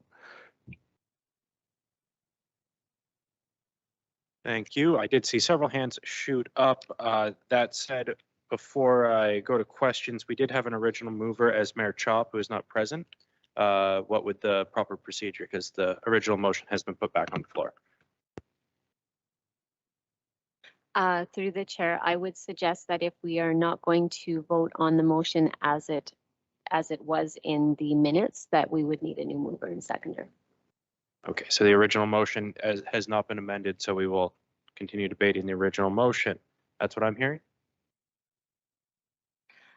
Through the chair, this is an oddity, but normally we would approve the motion as it was presented in the CIC minutes. So we would just be voting on that motion separate.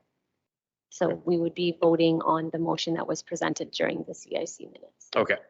I saw hands, Councillor Martin, Huffman, Michelle, and then Van den Driesch.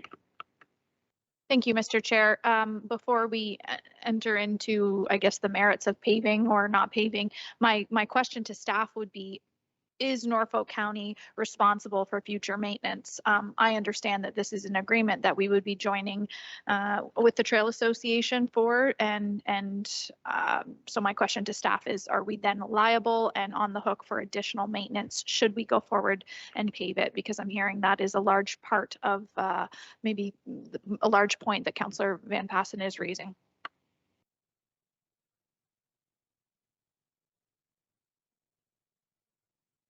Anyone on staff able to tackle that?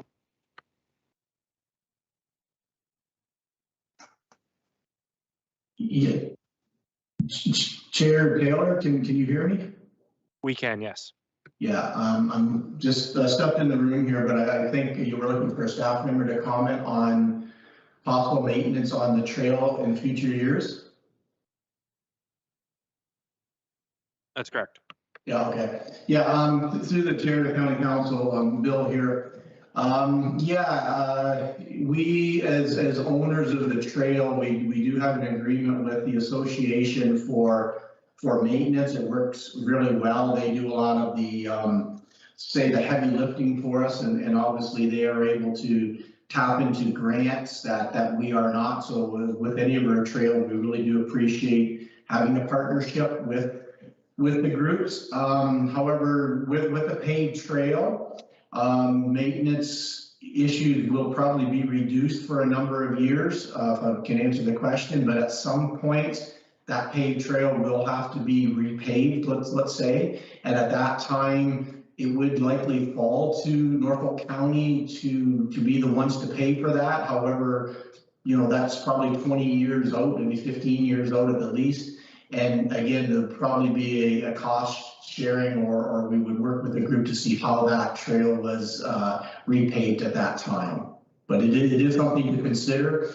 Gravel trail, you can add granulars, you can rake in the potholes, whereas with an asphalt trail, very similar to a road or your own driveway, once it starts to break down, it's more costly at that time to repair. Anything further, Mr. Martin? Thank you, Mr. Chair. That's a great response. Thanks, Mr. Cridlin. I guess I also would like to make an amendment to the motion when the time is appropriate.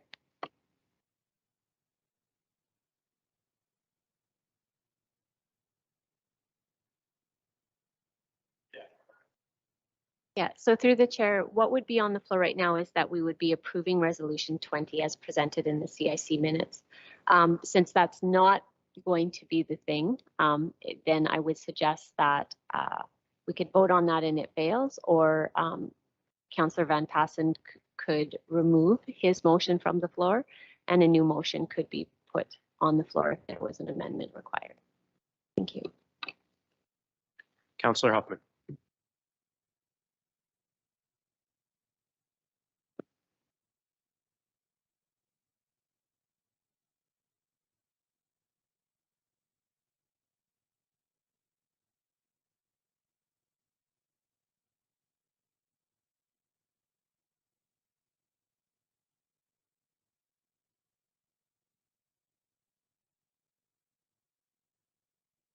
Bill, did you guys hear that? No, sorry, Chair Taylor, we didn't hear anything, unfortunately. Hear me now? A little better there, Councillor.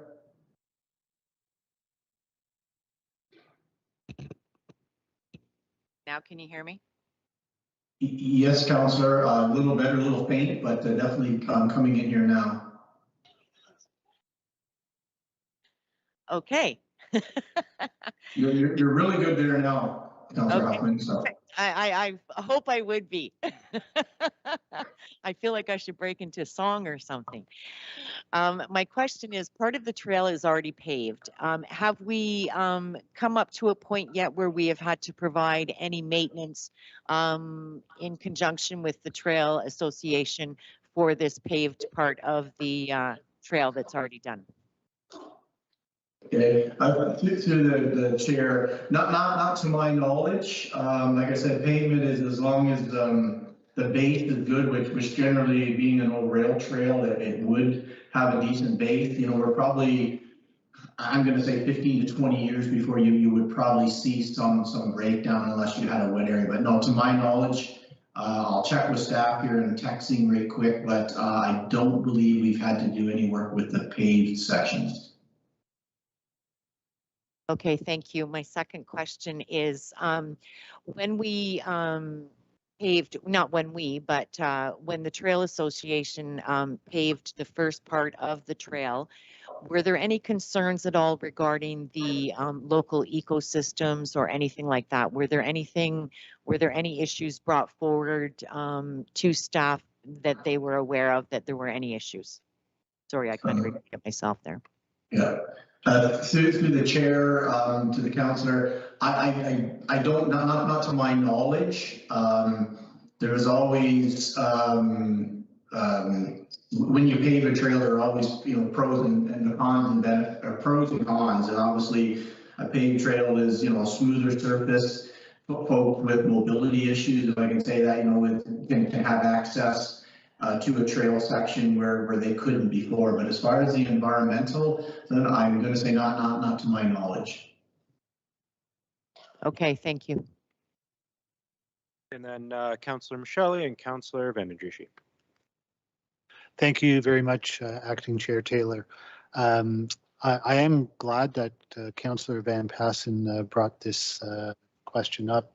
I too was kind of wondering about that whole, paving a nature trail, and I do understand, some of the reasons why. I think in the interim that we've been looking at this, but I guess my question to staff is that if I remember, the intent of this paving is to allow it to meet up with the Brant Trail that is an extension of this one, I believe.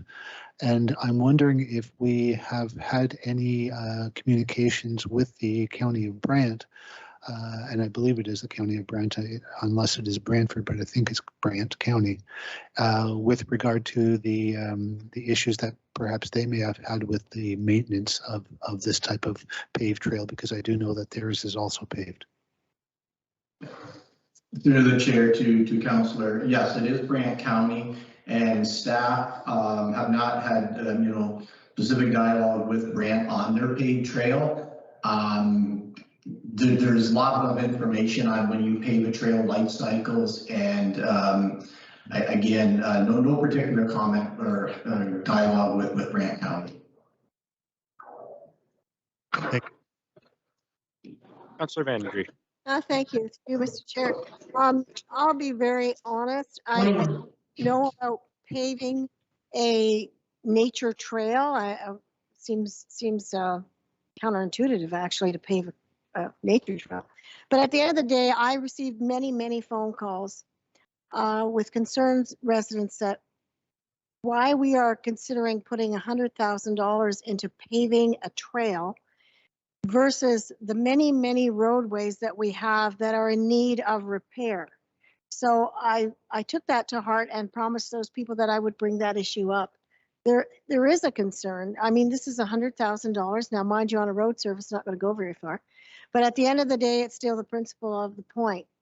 My question is, the actual amount of trail that they're looking at paving, is it through the bush, or is this, as I heard for a moment ago, that is a railway replacement? Is that what it is? It's not actually through the bush or the... Yes, through the chair to the councillor. It does follow its old railroad bed. I think it's an R&B line, but I'm probably wrong in that. And the county purchased it about a decade ago. So there are wooded areas, but it is basically probably a 60-foot wide trail allowance. Some are farmers' fields right next to the trail. Some are trees, but it's not necessarily through a wood lot or anything like that. It is a rail trail. Okay. All right. Thank you. Councillor Huffman. Thank you, Chair Taylor. Can you hear me? Actually, at this point in time, based on some of the questions from my colleagues, that weren't asked at the March 8th meeting to the Trail Association, which I feel they would be best to answer some of these questions. I would like to move for a deferral and request that the Trail Association attend our next CIC meeting where we can have a more fulsome discussion. No debate on a deferral, so I will request a seconder, Councillor Van Andrieschie. Just before we do that, clerks, that's not going to be a problem, I would assume. Nope. All those in favor? And that is carried. Before we move on to the next item, I would like to just request a quick 5-minute break. Just come back.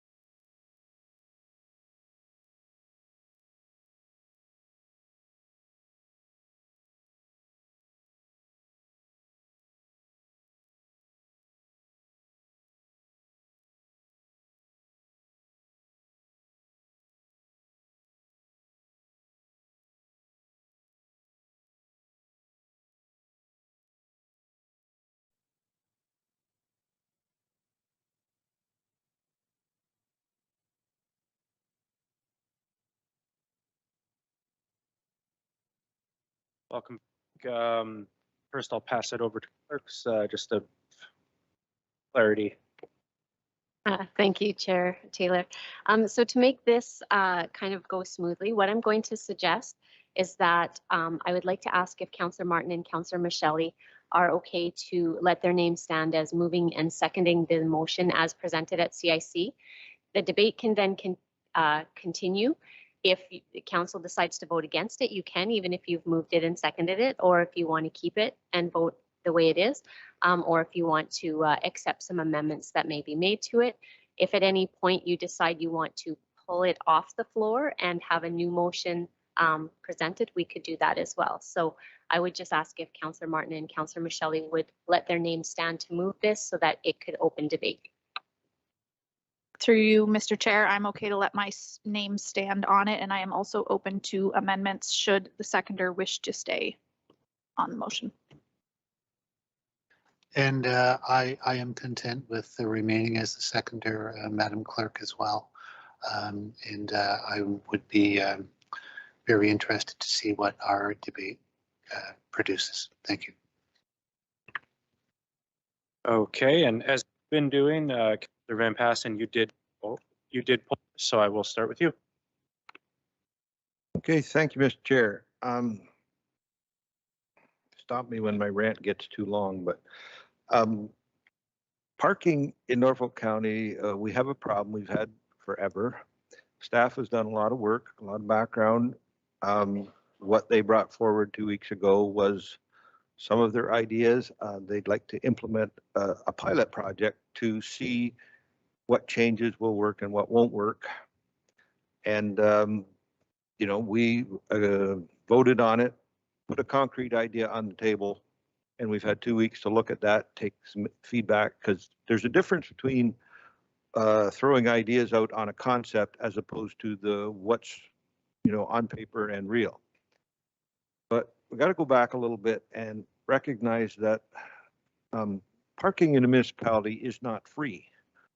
It's a matter of deciding who's going to pay for it. And, you know, every municipality uses different things. There's things in the zoning bylaw which require every property to have a certain number of parking spaces provided. And in that case, you know, the owner of that property provides that. There's the option of, you know, on-street parking lots that are free. And in that case, then the taxpayer as a whole across the entire municipality pays for it. Or you implement, you know, either across the board or in certain areas that there is paid parking. So the user who uses that space at that particular time pays for it. Still having trouble in that rolling that concept around in my mind about the best way and which party should be paying for it. But it is a pilot project that was proposed by staff. And a pilot project to me is to try different things and find out what works, what doesn't work. And there's no reason you can't run a pilot project and do different things in different areas. You know, we already heard feedback from Simcoe that they did not want to be part of the pilot because, you know, they already recognized a bunch of problems before it even started. I do recognize that there is a difference between, you know, downtown Port Dover or the lower downtown, even the Walker Street near the beach strip. That is different than the problem in the summertime in Turkey Point, which is different from the problem in Long Point. So to just have one solution to all of those, I don't necessarily think is the right way to run a pilot project, and to make too many changes all at once when you're running sort of a research project. If you run and make too many changes to start with, you never know which of those changes actually were to your benefit and which were to your detriment. So I would be proposing, you know, a few changes for the particular area in Ward 4 in Turkey Point, and would leave it to, you know, other councillors to make suggestions in their home turf of Port Dover and Long Point. What I would like to see in Turkey Point, to start with as part of a pilot project, you know, we've talked about we are going to have some dedicated bylaw enforcement, because, you know, the problem in Turkey Point is not parking, it's people parking in the wrong places at the wrong time or on somebody's front lawn and things like that. So, you know, proceed with that dedicated weekend enforcement. Not, you know, we don't need parking enforcement as much during, you know, the middle of the week as we need on Friday, Saturday, Sundays, and holiday Mondays. So dedicated enforcement, some improved signage. One of the solutions, I think, when you have a parking problem is provide more parking. And I know staff have looked into that. There are areas near the parkette and the pavilion where we could provide some parking spaces. I think there's some room at on Jenny Wren Drive to work with the province. They have a little paid parking lot at the end, but the rest of it's empty. You know, let's cut a deal with them and just move the signage up. And I don't even care if the province collects the money on that one. But at the same time, let's talk to the province about, you know, moving some berms back by a couple of feet along Ordnance Ave so we could have angle parking instead of parallel parking, increase the number of parking spaces there. Put the parking lot in. I think there's no reason we can't put 50 extra spaces in by the parkette. There is some debate whether the better option is to put it on the west side or on the east side right next to the road. I'd like all those things started down in Turkey Point. I'd like to see an all-way stop at the intersection of Cedar Street and Turkey Point Road coming in. And raise the fines for illegal parking.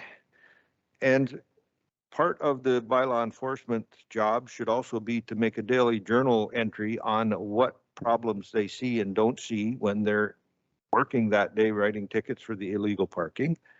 And the final one would be for 2022 to have no paid parking in Turkey Point until we get all these other things and see if that solves the problem on its own.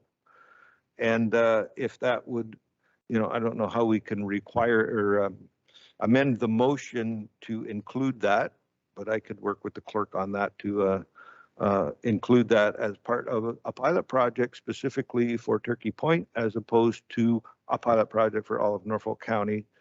And I guess I will leave it at that for the time being and see if there's any comments from the other areas involved in the pilot.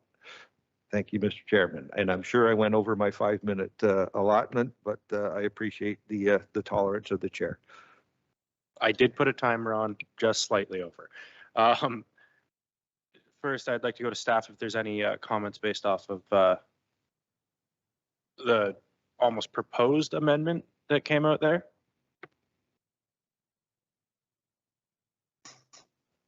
Through the chair, most of what Councillor Van Passen has brought up, we have discussed within the parking working group, and they're all things that are timely and needed for Turkey Point.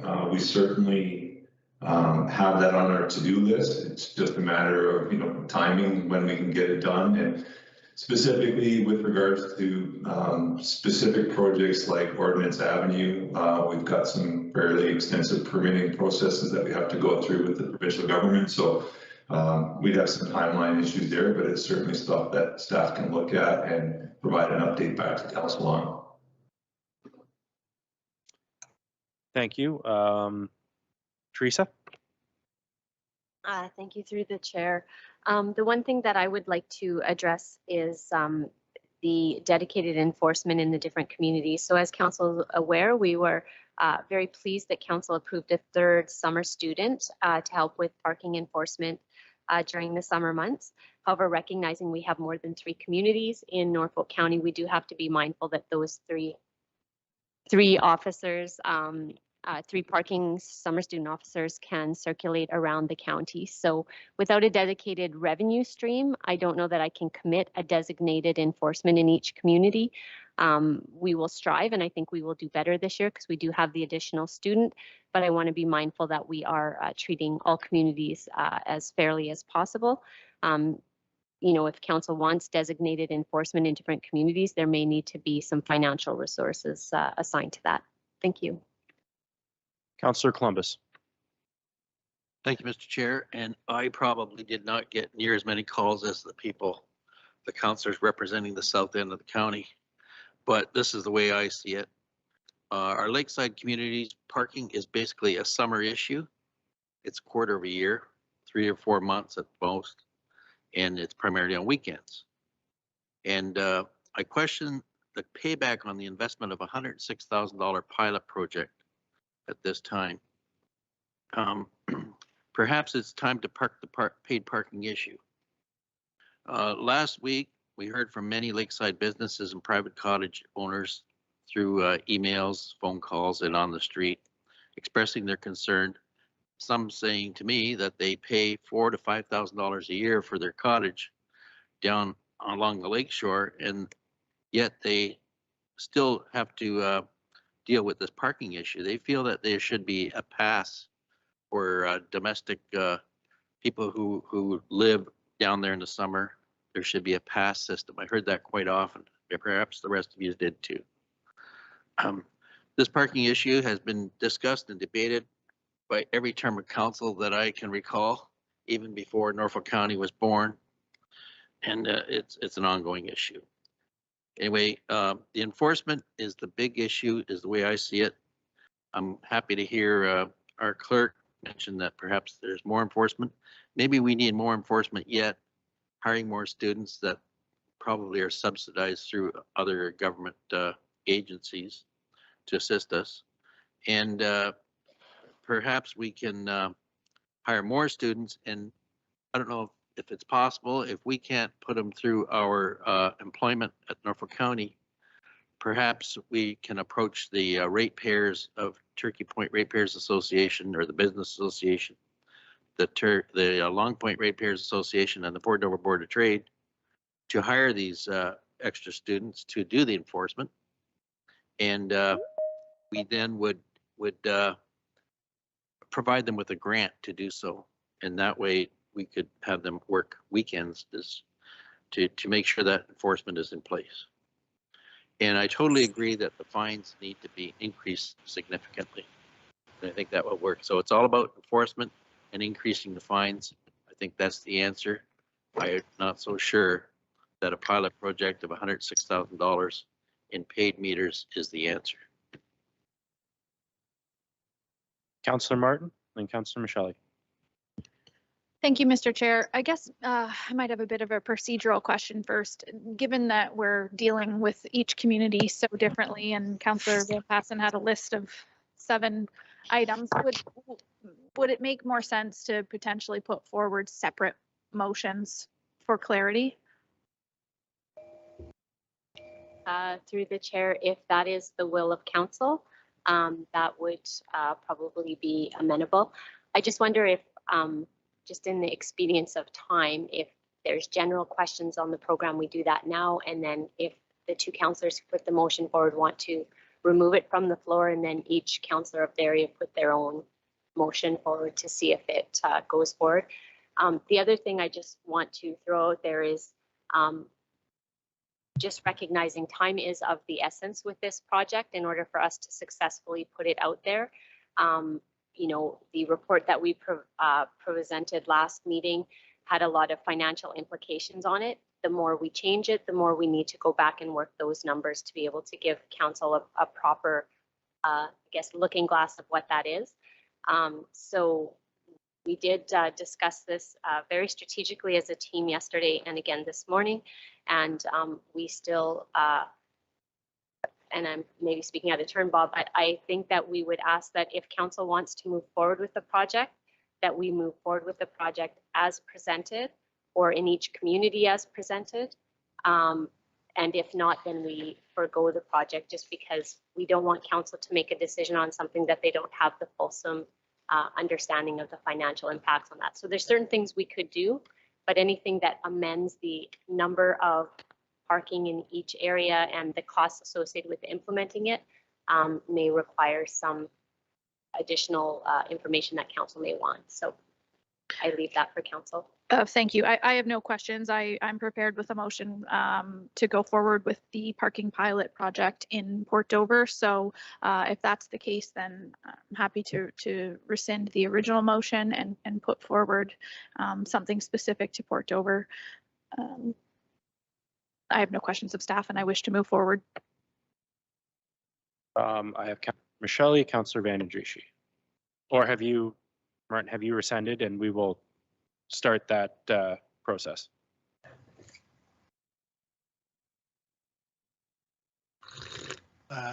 Thank you, Mr. Acting Chair. I do have some questions before we can go forward with this. If we are in the process of breaking this down to 3 separate motions, do I understand correctly that we will then be creating 3 separate pilot projects, or will this all fall under the same umbrella for staff, but there will be 3 different approaches in each of these resort areas?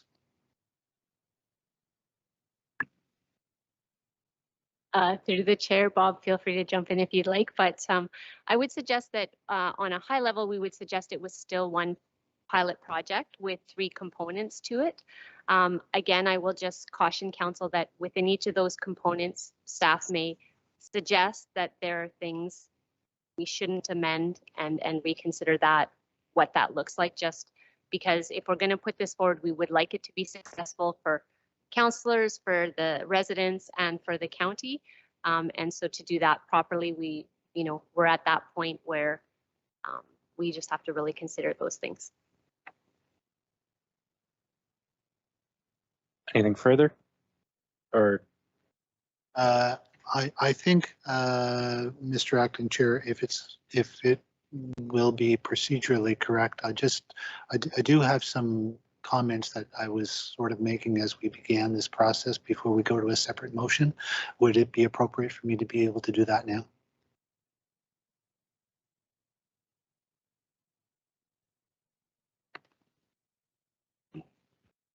Through the chair. So right now we have the motion on the floor as is. We can continue to debate and ask questions if that is the will of council through the chair. If the 2 councillors who put the motion on the floor want to pull it back and introduce new motions, then we could debate on each of those separately.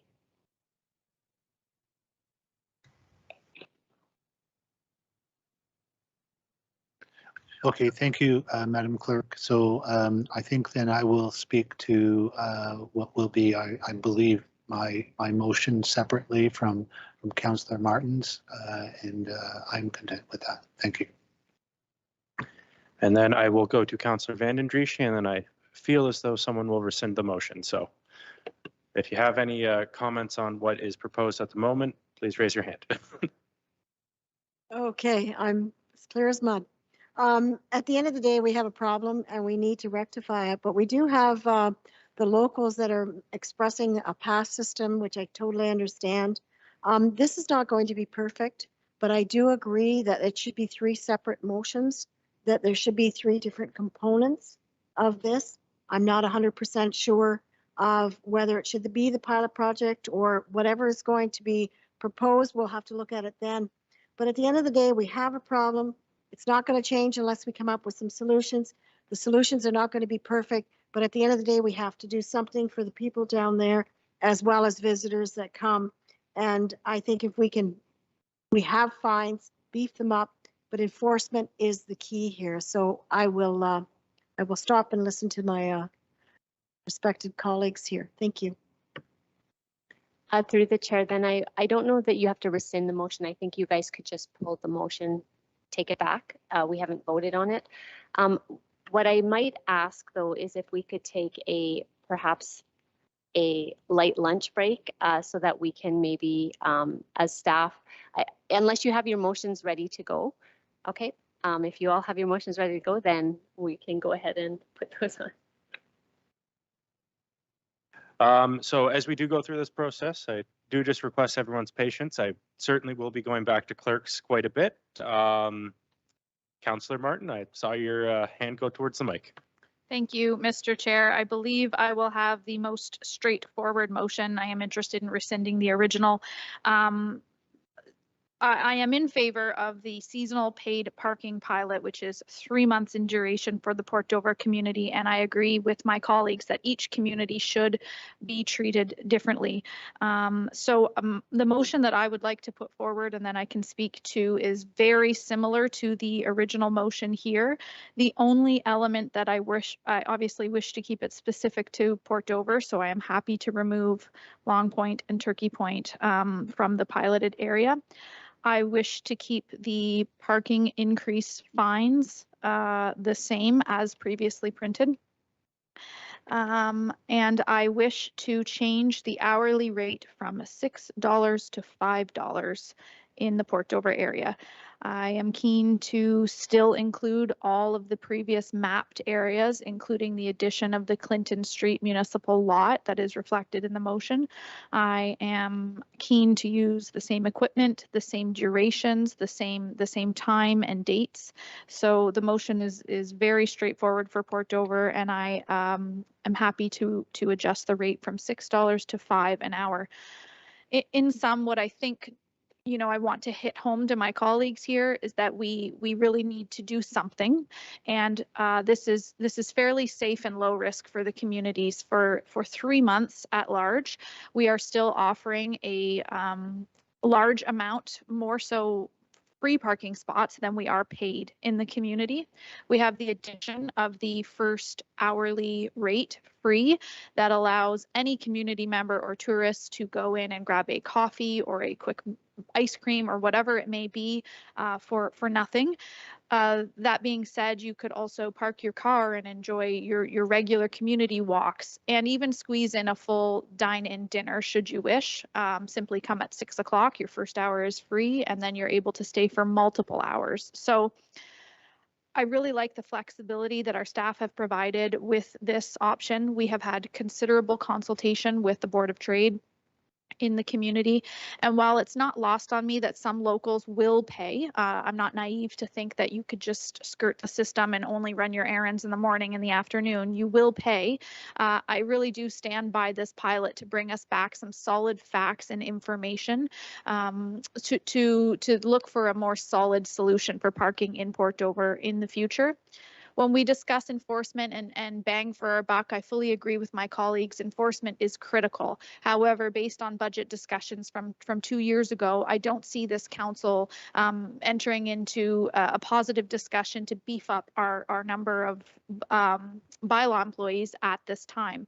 So given that tidbit of information, looking at this practically, when we look at best bang for our buck for tourists, for locals, community members, family members wishing to come to the beach, at $5 an hour, which is actually less than that because the first hour is free, you can buy peace of mind in your parking spot, as opposed to increasing our fines, increasing enforcement, and having the 2-hour enforcement regularly enforced in our community. Our tourists and our community members and our young family members could be facing a minimum of a $75 fine on parking, if not more than that. So all of this to say, I'm pleased with the work that staff has done. I think that it could be a $5 rate. I look forward to the results of the 3-month parking pilot on just a few of the roads in Port Dover, and would like to thank staff and my colleagues. Thank you. Teresa. Thank you through the chair. So just looking at the motion as it is, I'm just wondering if we could do the motion, then kind of split it actually into 4 different motions, one being for each of the areas, and then the remainder piece about contracting with Hotspot and the single source as the 4th motion at the end of every one of them, and then capture all the areas in that, because they're really, if the areas go through, we'll still need to do that part of the process, and I just think it's cleaner to break that out. So I can read the motion that you've put forward, and then if you have a seconder on that, let me know if this is correct. That staff report OPS 2022-004 seasonal parking project received as information, and that council approve a seasonal parking fine increase from June 15th to September 15th, 2022 in the community of Port Dover, subject to approval from the Chief Justice of Ontario Court of Justice as designate as follows.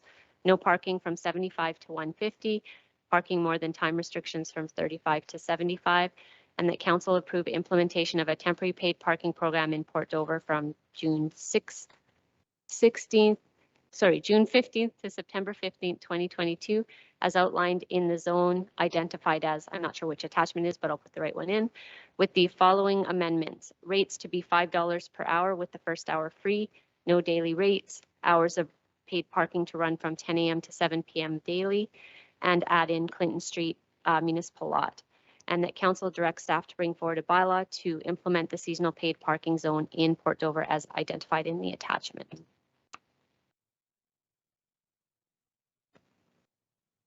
That capture everything, Councillor Martin? Yes, thank you. Okay, I'll be looking for a seconder, Councillor Huffman. Any debate on this particular piece, Councillor Colum?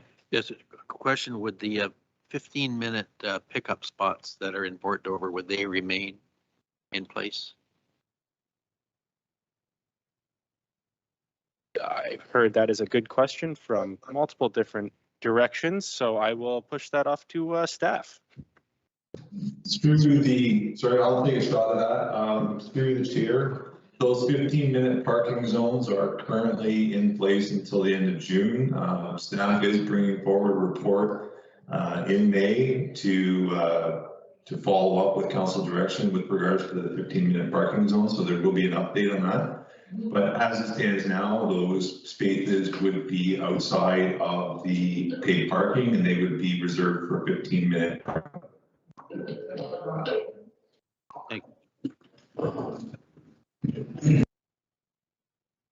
Councillor Martin. Thank you, Mr. Chair. Sorry, one additional question for staff that I did send in an email. What are other communities doing with accessible parking spots and payment of those spots, and what do we plan to do? Through the chair, that's a great question, Councillor Martin. Thanks for asking it. So in our consultation with the parking vendor and the other municipalities, the accessible parking spaces are typically free of charge. And that is the intention of Norfolk going forward. For any of the accessible parking spaces within those paid parking zones, they will be marked as exempt from the paid parking fees. Teresa? Through the chair, then just in hearing that, perhaps I can just, it's not my place, but suggest that we add those two pieces into the motion just for clarity for anybody, that 15-minute zones and accessibility spaces will be not be subject to that piece. I'm seeing a nod from the mover and a nod from the seconder on those particular amendments there. Would you like a minute to add that in to read everything, or does council feel confident that they understand the two amendments? I'm seeing nods, so we have a mover and a seconder. I will call the question. All those in favor? And that is moved for Port Dover. I will just take clerks, would you guys like a couple minutes just to get things set there before we move on? Nope. Councillor Michele, Councillor Van Passen, who's looking to go next? Councillor Van Passen. Yes, thank you, Mr. Chairman. I would propose a motion. We've already accepted the report as information in the other motion, so I don't need to do that. That council approved the seasonal parking fine increases from June 15th to September 15th to include Turkey Point. The next one on the temporary paid parking we can delete. I would not like to have paid parking in Turkey Point. I want to try to improve the situation in other ways. That we asked staff to provide improved signage in the designated area of that we laid out as Cedar Street between Turkey Point Road and Old Hill Road. I would like the staff to investigate the installation of an always stop at the intersection of Turkey Point Road and Cedar Street. I would like to see staff start with the creation of additional parking spaces by the pavilion and on Jenny Wren Lane. I'd like to see discussions continue with the province regarding improvements along ordinance to increase available spaces. I would like to see staff research a system of free or seasonal parking passes for local residents.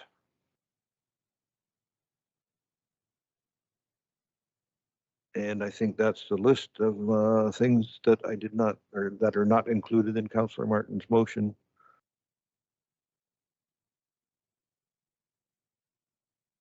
Teresa? Actually, Madam Clerk, maybe we could, like the one about the free passes, if I'm proposing that there's no paid parking in Turkey Point, maybe Councillor Martin would suggest that we investigate that for in the other motion, or is it?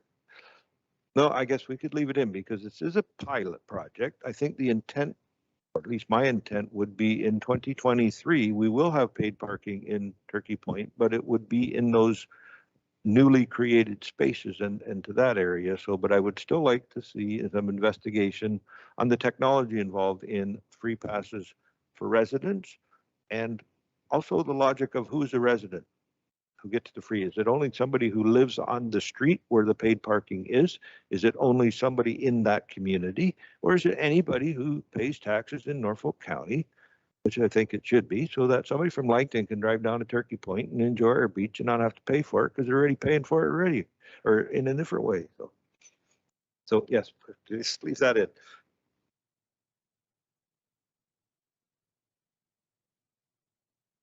Teresa? Through the chair to Councillor Van Passen. So just to be clear, these motions are in respect to the pilot project itself. So my question to you is, are you asking us to investigate resident passes for the pilot project in Turkey Point, which isn't going to have passes? Or is that motion better provided at another time when something comes forward for future consideration in future years of that scope? And then just understanding if the request, I would assume the request for improved signage is part of the scoped pilot project that you're presenting. I'm also wondering if your question is to investigate the parking at the pavilion as part of the pilot project, in which I think operations may want to provide some commentary on that. And then same with the discussions with the province on amending ordinance to have more parking there. Is that part of this pilot project scope? Is that what you're suggesting? Like, I'm just wondering if we've confused the matter. Well, quite honestly, I'd like to see those resolved in 2022 so they can actually park on them. I don't know if it would allow staff time to do that, but the issue first with the issue of the parking passes. You suggested that this be split into 4 motions. The last one would be what was in the original with the purchasing policy and what equipment that we'd be looking at. I think that would be better suited with that, because depending on which type of technology you're using, there's different methods. Like, I don't think we'd be looking at printing little passes that I hang on my mirror inside. There's electronic versions where you could register a certain license plate on your vehicle, and then that would show up when the bylaw inspects a car that's parked there. So as part and parcel of the investigation of what type of technology we're going to be using to get the paid parking, as long as it's looked at, that particular technology also allows for a system of passes to be implemented at the same time. I think that's where it fits better. I just don't want to lose it.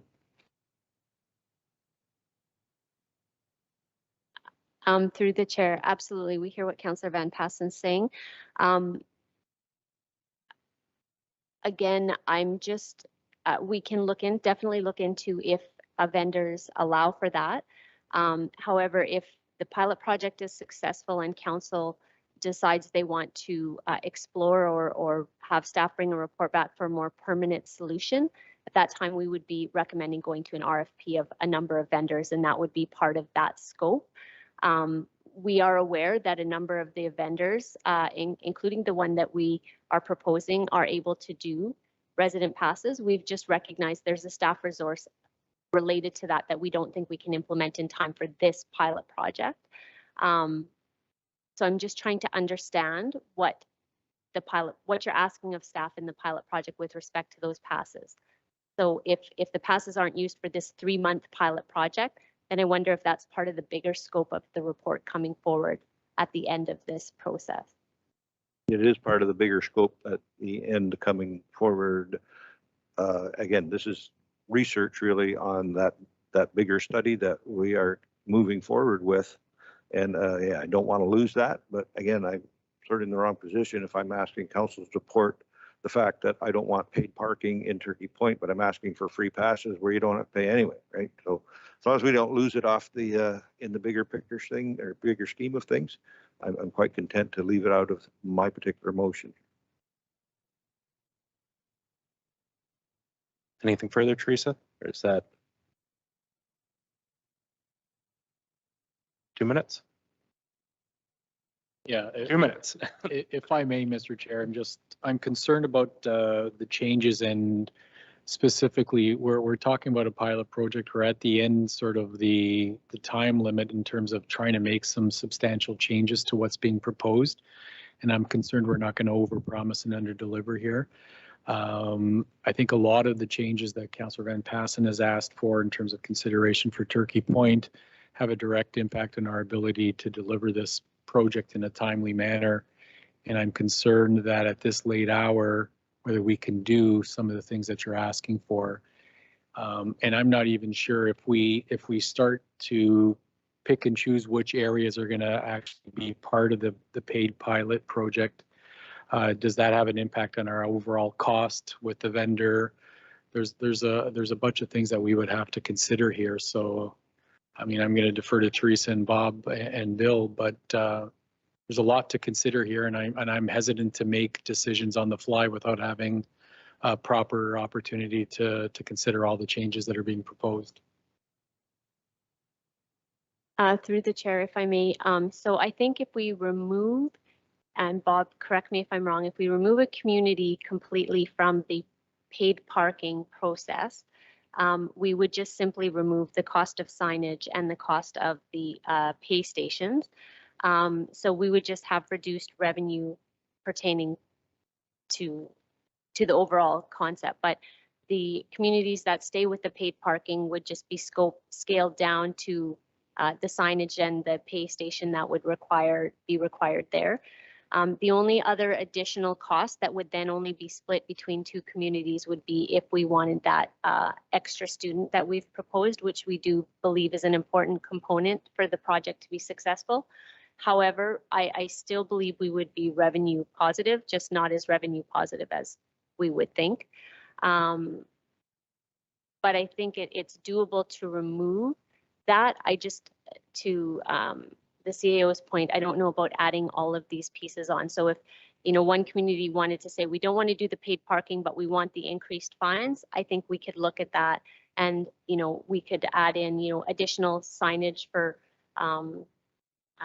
perhaps that would be for operations to confirm, but we may have a general budget to put some additional signage about, our regulations for parking, the regular no parking areas and that. But the other pieces may be subject to a different process or a different project coming forward. But I will delegate to operations to confirm that part of it. Thanks, Teresa. So to answer the question, absolutely, we can scale to all three or one, whatever council's wishes are. We had planned to install more of the paid stations in Port Dover just because of crossing the streets and the way the streets lay out and the parking lot. So we'd be probably saving 2 or 3 pay stations if Turkey Point and Long Point came off the pilot. We certainly still feel that it's viable in Port Dover on its own. And we would certainly save on some of the additional signage and some of the sign installation costs. So with respect to Councillor Van Passen's request for Turkey Point, most of what he's brought up certainly fits into that larger scope of the comprehensive parking study that we're going to be undertaking. And I've made some detailed notes, so those certainly won't be lost. But at the staff level, we'll include those and move those forward. And commitment from me at this point that we will continue to explore those as we work through on the pilot project as well.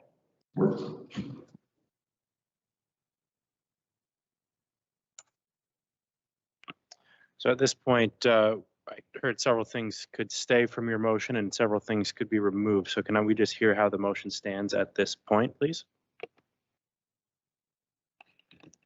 Through the chair, so that council approve a seasonal parking fine increase from June 15th to September 15th in the community of Turkey Point, subject to approval from the Chief Justice of Ontario Court of Justice as designated as follows. No parking from 75 to 150 and parking more than time restrictions from 35 to 75. That improved signage be provided in the community of Turkey Point related to traffic enforcement measures.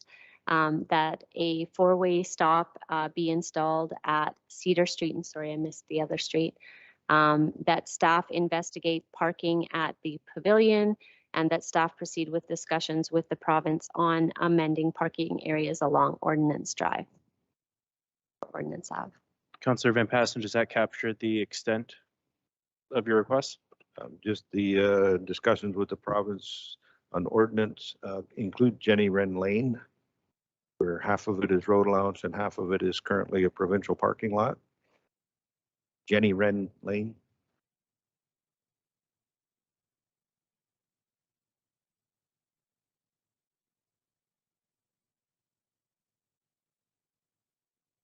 I would like an always stop put there, because the problem down there, you come down the hill, you hit a stop sign, and you're stuck there until somebody's goodness of their heart allows you to get in so you can turn left so you can go to the provincial parking lot.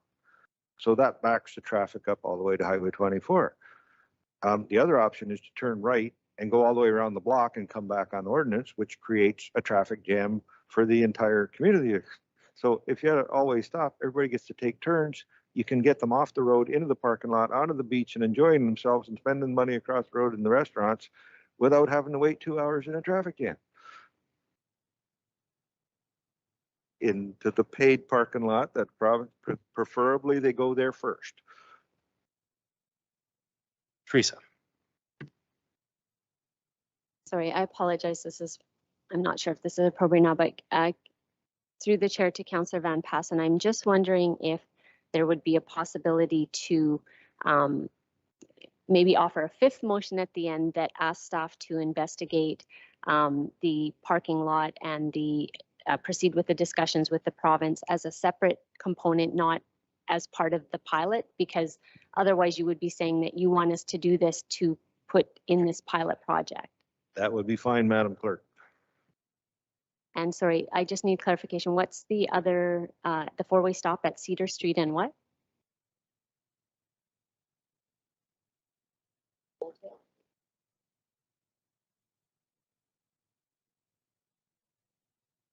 And that four-way stop you're wanting to be put in during the pilot project, or could that also be added to that?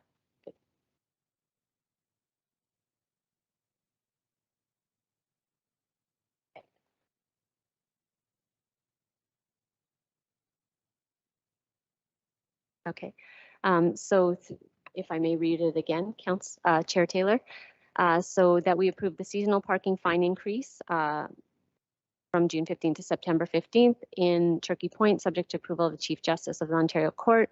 No parking from 75 to 150, parking more than time restrictions 35 to 75. That improved signage be provided in the community of Turkey Point related to traffic parking infractions, and that an installation of a four-way stop at Cedar Street and Turkey Point Road, and the installation of a four-way stop at Cedar Street and Turkey Point Road. That would be the end of that motion, and then we would provide the other motion later on the floor, if that's okay. Through you, Mr. Chair, if I can ask the clerk, can we add something at the end of that four-way stop? We can't just add a four-way stop, so that we proceed with the the warrants or the process required to investigate the installation of our four-way stop. Yes, there is a process and certain protocols in place with the MTO. You can't just plunk them where you like to, right? So.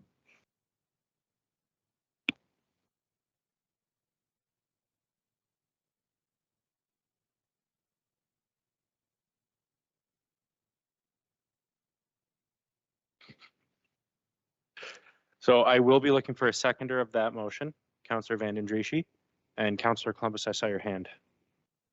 I was questioning the always stop. That's what. Okay. That's been addressed. But I'd like to ask a question. Is it 4-hour parking in Turkey Point? I know Long Point's 4-hour parking permitted. What is the permitted parking time in Turkey Point? I was not aware of any parking time down there, so that's probably why we need proper signage. Perhaps we could send that to, oh, I see the hand up there. Proceed.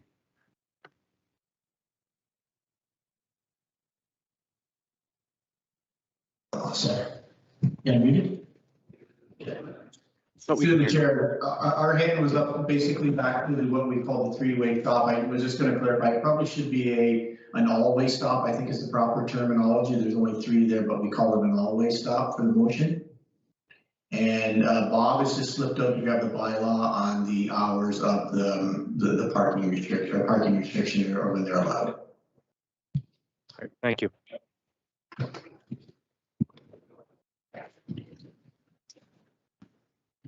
Sorry, I don't know the way.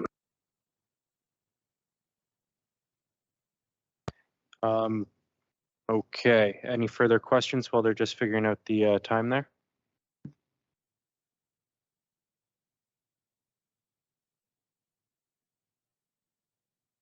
Seeing none, we'll just provide you guys a couple minutes to figure out the hour parking there from Councillor Columbus's question.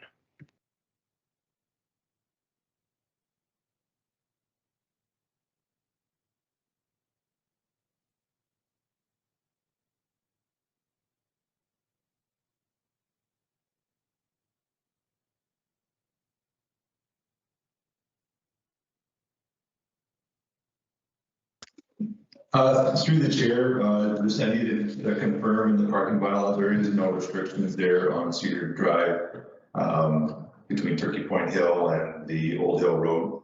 It's currently doesn't have a parking restriction in terms of an hourly restriction.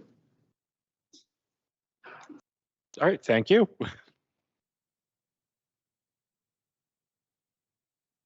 Are there any further questions of staff or debate on this motion? All right, I'll call the question. All those in favor? Thank you. And Councillor Michelli. Thank you very much, Mr. Chair. I have some questions and some reservations about this entire motion now,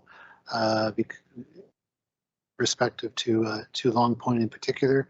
I guess I would like to begin by saying that I recognize that this pilot project was conceived with the very best of intentions to improve traffic congestion and parking problems, and I recognize very much that our staff worked very hard on this. In my view, and I think that this is commenced or consistent with comments by my colleagues, I feel that there are basically 3 pillars to the project as it was conceived. That is, firstly, the increased fines for the parking violations, and then the second part of that would be the increased and dedicated enforcement of violations. And of course, then the third part of that proposal was the paid parking in designated areas. I think that there is pretty clear agreement on the validity and the necessity of having the first 2, the enforcement and the increased fines. It does appear to me now that some of this is also boils down to a matter of equity, and I'm not sure if it will be an equitable proposal to have no paid parking in Turkey Point, which council has approved, and then try to implement paid parking in Long Point. Both places having some similarities in that they both have a provincial park, and that they both have some similarities in their parking issues. However, Long Point does have some unique features with regard to this whole idea of paid parking in particular, and that is that they are dealing, property owners do deal with some peripheral problems with regard to visitors and that kind of thing on private property. And that is perhaps maybe a little bit different than the situation in Turkey Point. Not that there aren't occasions when it does happen there. I do think that in general, I think some of this really, and for me, a large part of this boils down to timing. Long Point, speaking of differences between Long Point and Port Dover and Turkey Point, this particular, the timing of this project, I think is paramount in what I feel we should go forward with. We are dealing with a situation in Long Point where a bridge is under construction. It is the only entrance and exit into this entire resort area. It will be, and already has been, currently is one lane in and out with traffic lights determining that. So there are going to be all kinds of congestion with traffic in the first place, pretty much this entire season of this project. I'm also cognizant of the fact that visitors from wherever they're coming from, whether they're from Norfolk County or outside of Norfolk County, are going to be paying what I think we can easily anticipate to be exorbitant gasoline prices to get to these resort areas. For many of the people, businesses and residents alike in Long Point and elsewhere, they are now hopefully coming out of 2 years of some fairly, strict pandemic restrictions. In addition to the fact that everyone is going to be facing higher food prices and inflation. I think someone mentioned earlier that we have inflation of something like 6%. So I'm not really clear as to whether or not this is the best time for this project in general. I concede that really there, pilot projects of any kind, and especially in resort areas, I'm not sure there's ever a perfect time. I don't know if there's ever a perfect time to try anything, but in any event, I do have to say that I have received a lot of communication, a lot of correspondence about paid parking and the details and all of the surrounding, considerations involved with it. And I would like to, in this sense, and I'm just going to, I guess, ask staff about this. I'm reluctant with all of that preparation for the discussion today being somewhat altered by the suggestion that one of our locations have no paid parking. That I wonder if I might be able to go back and gather a little bit more information, if it would be possible for me to defer the Long Point part of the project regarding the paid parking and come back with that if that's possible for staff. I am fully in support of the increased fines and the increased enforcement, and again, just asking that enforcement be something that is going to happen and won't be sidetracked by some financial considerations.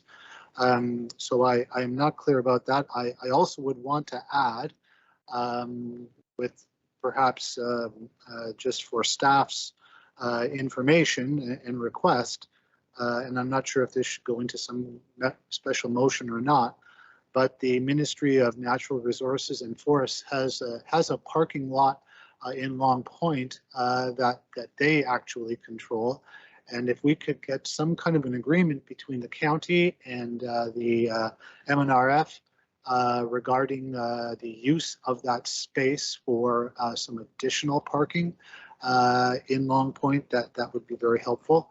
But I am reluctant, as our CAO has mentioned earlier, I'm reluctant to make a decision on removing the paid parking consideration on the fly here at the last moment. And again, I don't think many people will feel that there is equity between Turkey Point and Long Point if Turkey Point has no paid parking and Long Point does have paid parking, regardless of what rate we work at. So I'm asking staff if it is possible, and I know our clerk has asked about and mentioned that that timing is of these items are becoming critical. So I guess I'll start with that question. If I can ask if deferring that portion of a motion regarding Long Point would be possible. Teresa. Through the chair to Councillor Michelli. So I believe that we push the project as far out as we can. The problem is that this council wanted pay stations. In order to get pay stations implemented for June, we have to order them expediently. Otherwise, there's no guarantee they will be available for June. If we were simply doing the online app, that might be a possibility we could consider, but the pay stations have to be ordered now. And the signage to be able to get up and installed needs to be ordered probably expediently as well. And so any delay would not necessarily allow us to complete the project in time to implement for June 15th. And again, I go back to we want this project to be successful. And so we have brought you all of the information we can to say, if you want it successful, it needs to be implemented today for us to move forward to make sure it's successful. If we do any delays, my concern is just the success rate could decrease. And then what does that look like? So I would recommend that council make a decision today. That would be my best decision or best advice. Bob, I don't know if you want to add anything to that. I would just echo Teresa's comments. We do have a fairly long lead time, 4 to 6 weeks for some of the deliveries, probably upwards of 8 by the time we get them installed. So any delay in getting anything approved will certainly impact us being able to go live on June 15th. Thank you, Mr. Chair. I guess then with that suggestion from our clerk about the pay stations and the apps and that kind of thing, I guess that this is my other question about that project. One of the things, again, that I do believe makes Long Point a little more unique from the other two areas, although I recognize some of this occurs in Turkey Point, is that cell phone reception is not perfect there. And I'm just wondering if that will play a role in the implementation of the pay stations. Bob? Yeah, through the chair, it certainly is a concern, and we have talked about it with the vendor. We believe this solution will work. I know I've been down that area personally, and I've seen it both ways. It has certainly gotten better over the years. But it's certainly something staff is aware of, and we've heard loud and clear from the community. But we have assurances that the technology is there and it will work for those stations and for the individual mobile apps that people would be using to pay for parking. So. Thank you. Anything further, Councillor Michelli? Yes, Mr. Chair, thank you.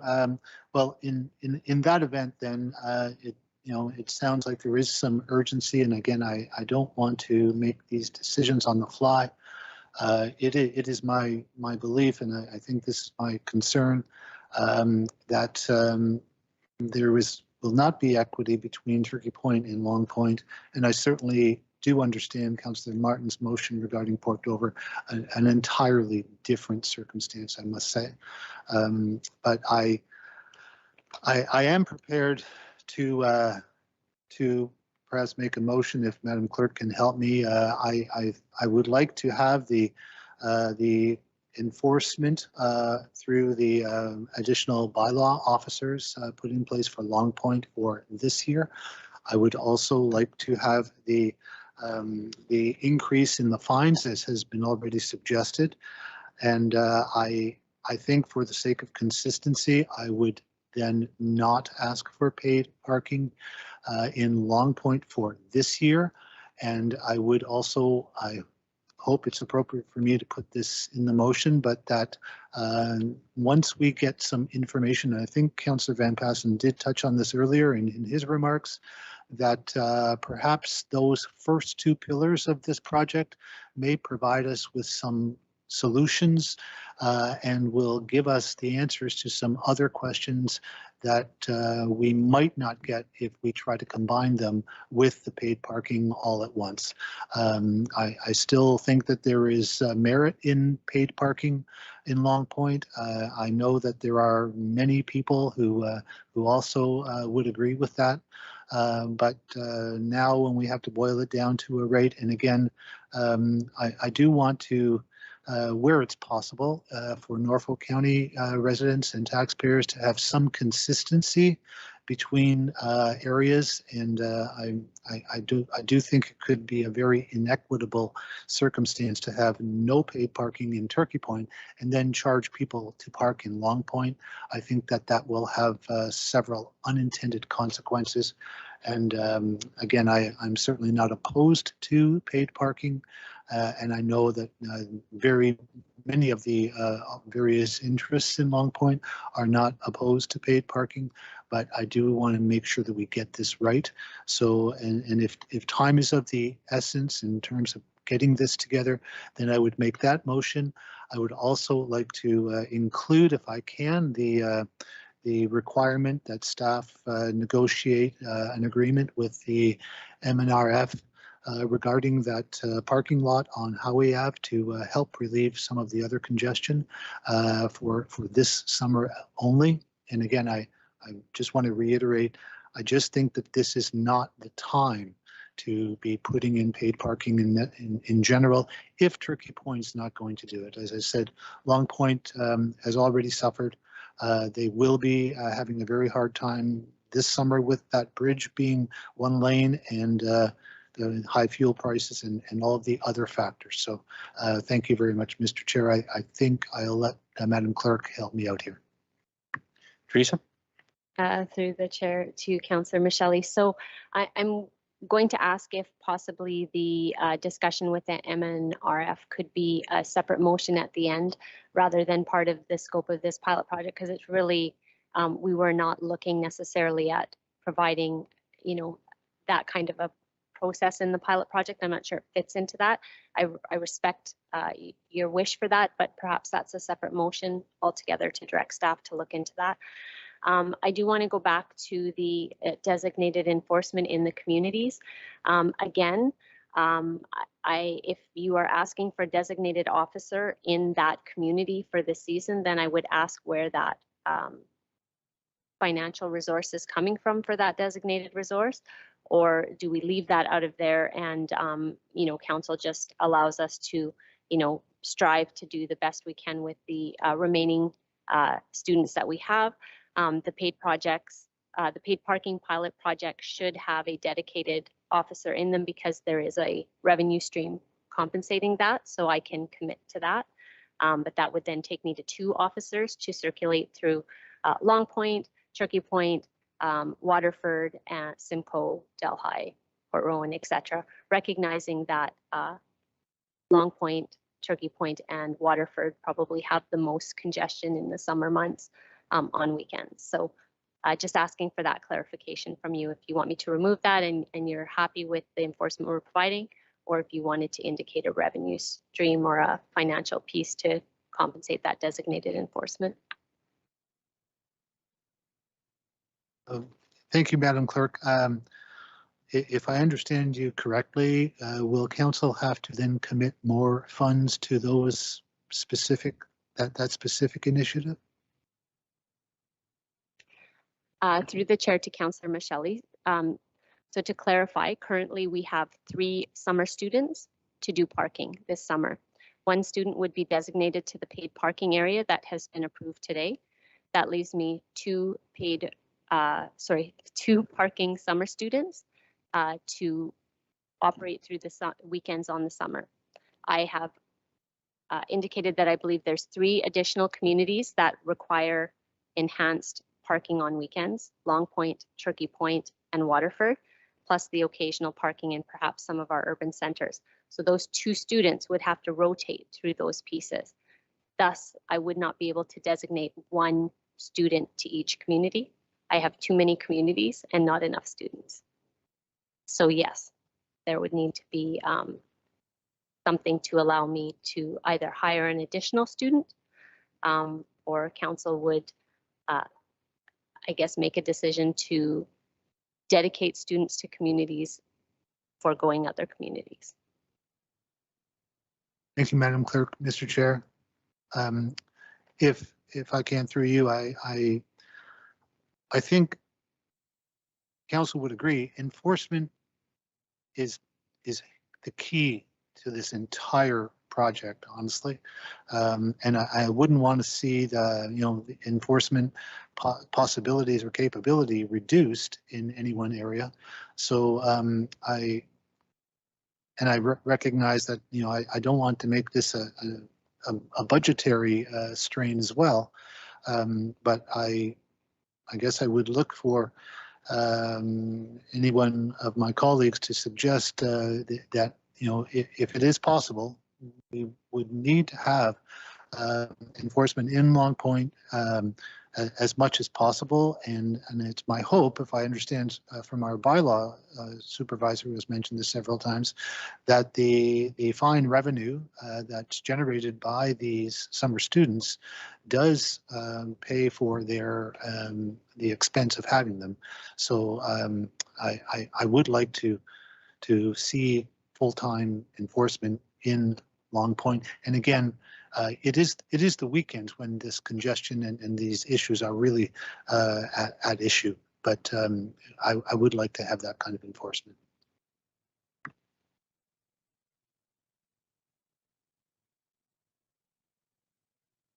Is that captured in the motion being proposed there, Teresa?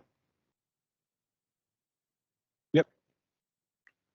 Take your time.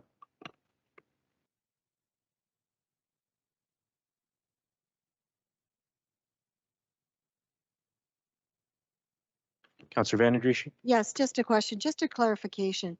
I mean, we're talking about all of this, but at the end of the, we're going to have a separate motion for what type of process we're doing, what type of metering system and whatever. And I'm going to let the clerks finish this and then I'll. okay, have I'm yeah. just making sure that that's coming back up because there are some concerns. Okay, thank you.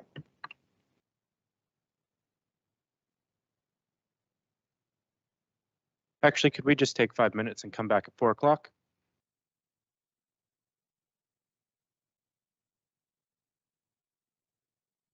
It's a question to Councillor Michelli.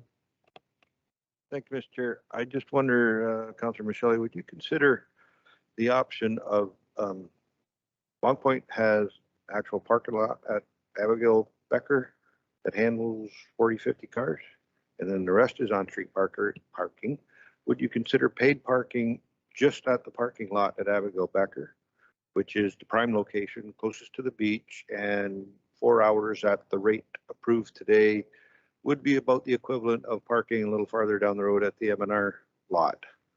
Would that be an option for Turkey Point or for Long Point? Mr. Chair, through you to Councillor Van Passen. Councillor Van Passen, I think that's an excellent suggestion. And I would certainly be in favor of that. It is What I've been trying to do with this entire project is strike a balance, and I think that that would be an appropriate balance. That is the prime parking location in Long Point for beachgoers, and I think that if they want that prime location, they can pay for it. That'll provide us with some paid parking, which will allow, I hope, the clerk to give us the bylaw enforcement that we need. So yes, I really appreciate that suggestion, and I would be very much in favor of it. Yes, so Mr. Chair, I'm going to ask the clerk if she can include that, please. All right, at this point, we are going to take 5 minutes, and Councillor Michelle, if you could please help the clerks craft the motion that you're hoping comes forward. Sure. Thank you, Mr. Chair. Just a quick question to staff while we take the break over the 5 minutes. Would they be able to come back, run a couple numbers for us on how many parking spaces are in that lot, given that the hotspot equipment is $10,000 and we want to have, Councilor Michelli would like to see dedicated enforcement there. I'm just interested to see if we're, breaking even, if we're anticipating revenue or anticipating a deficit, and it does not need to be a specific number, just something quickly over our 5 minute break to come back. Is it worth it to do a $10,000 piece of equipment for that small of an area is the question.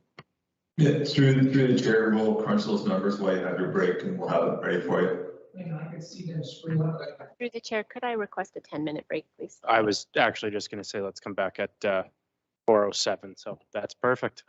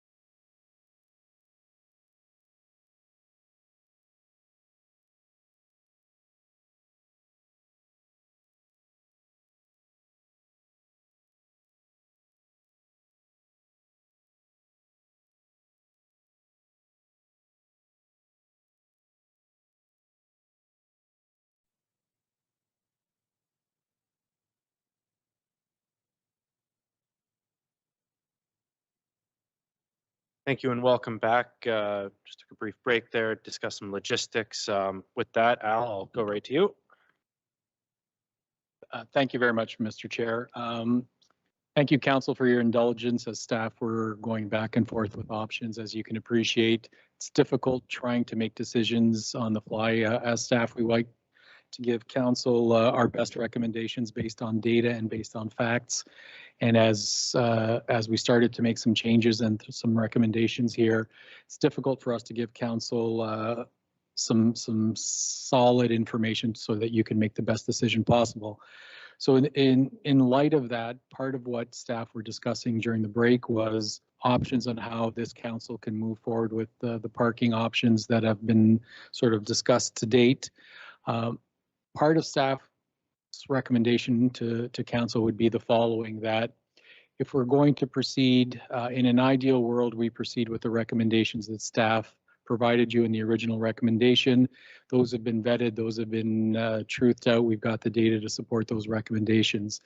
If there's a deviation required from those initial recommendations, we would suggest the following, that perhaps council consider going forward as follows, that the increased fines and increased enforcement move forward in all areas.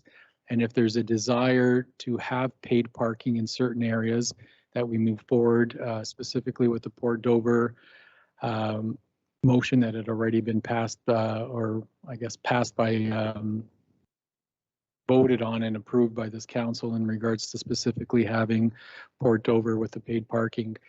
The Long Point and Turkey Point, our recommendation would that we keep that consistent and just do increased enforcement and increased fines for this year.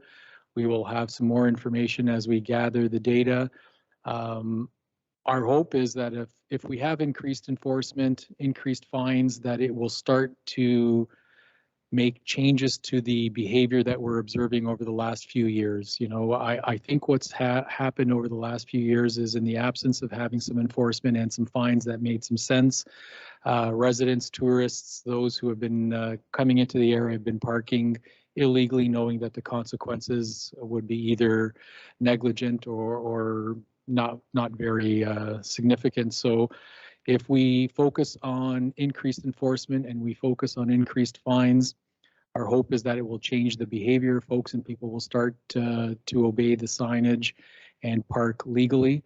But in the absence of that, we can certainly gather enough data this year and then come back to council next year, or this fall actually, in terms of implementing a revised pilot project for the next season, that we will gather the information from this current pilot, refine the project, and then hopefully put some foundational pieces in place for parking going forward on an annual basis. And we can certainly tailor that to the communities in question, so that if we're finding that Port Dover requires something, we can certainly tailor a policy on parking for Port Dover. If Turkey Point, Long Point, Waterford, Simcoe requires some different strategies, we can certainly do that as well. I think the major point here is that this community's been discussing parking for the last 30 years or more.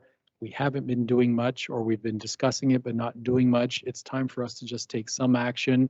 We need to do something. We need to start piloting some projects here, start gathering some data, and start learning from what's working and what's not working, so that we can make some meaningful change and have people enjoy the communities that they're there for enjoyment in a legal way and in a way that makes sense for the entirety of the community. So that would be our recommendation.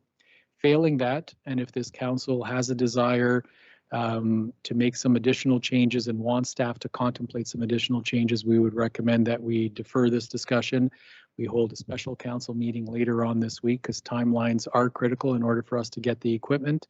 And then we bring back a staff report at a special council meeting, likely on Thursday or Friday, so that we can bring some data for council's consideration before you make a final decision. Thank you. Thank you, Al. Teresa, is there anything to add further to that? Through the chair. Councillor Van Passen's motion has already been voted on to just go with the increased fines, additional traffic signage, which is, I think, consistent with Consistent with standard budget things, sorry. So Councillor Van Passen's motion passed already with the increased fines, and then also including staff to investigate warrants for an all-way stop. And Councillor Michelli was looking to put a motion on the floor to proceed with the increased fines. And Councillor Michelli, I would just ask if you are okay to leave the motion as is, or if you want to do something different. Thank you, Mr. Chair, through you to the clerk. Teresa, I just want to ask, our CAO has made a recommendation. Will this motion that you're referring to now be in place of that recommendation?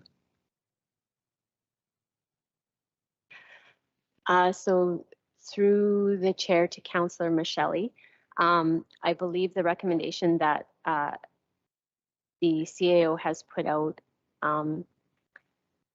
will be required to do in pieces because we've started this process in pieces. So we've already approved 2 communities. So unless council wishes to rescind those motions and do something different, then we need to proceed where we are now, which would be completing the Long Point piece. If council is looking at having an additional motion with respect to increased enforcement or increased resources for enforcement, then that would be another motion put on the floor. And then I understand there will also be a motion at the end to talk about some of the pieces Councillor Van Passen had started to introduce with respect to investigating additional parking lot and parking in Turkey Point, which may also include perhaps something you've asked to be looked at as well if you wanted to put that into that. Okay, thank you, Madam Clerk. In that event, then I will stick with that original motion regarding increased fines in Long Point. So through the chair, the motion on the floor would then be that council approve a seasonal parking fine increase from June 15th to September 15th in the community of Long Point, subject to approval from the Chief Justice of Ontario Court of Justice, or designate as follows. No parking from $75 to $150, parking more than time restrictions from 35 to 75. It would require a seconder. Thank you, and looking for a seconder to the motion. Councillor Columbus. And Councillor Martin, I saw your hand raised earlier for a question or debate. Thank you, Mr. Chair. It was a question. I've just heard staff on more than one occasion speak to the enforcement specifically, and coming off the heels of our CAO's comments, I'm hopeful that staff could please speak on the public record right now. Granted that I am the only community that has decided to go forward with paid parking, and all the others are now seemingly going to get additional enforcement. Could you please speak on the public record about the additional enforcement, a potential budget amendment if needed, how that would work so that the community is well aware about Port Dover enforcement specifically, and why it's different from now Long Point and Turkey Point?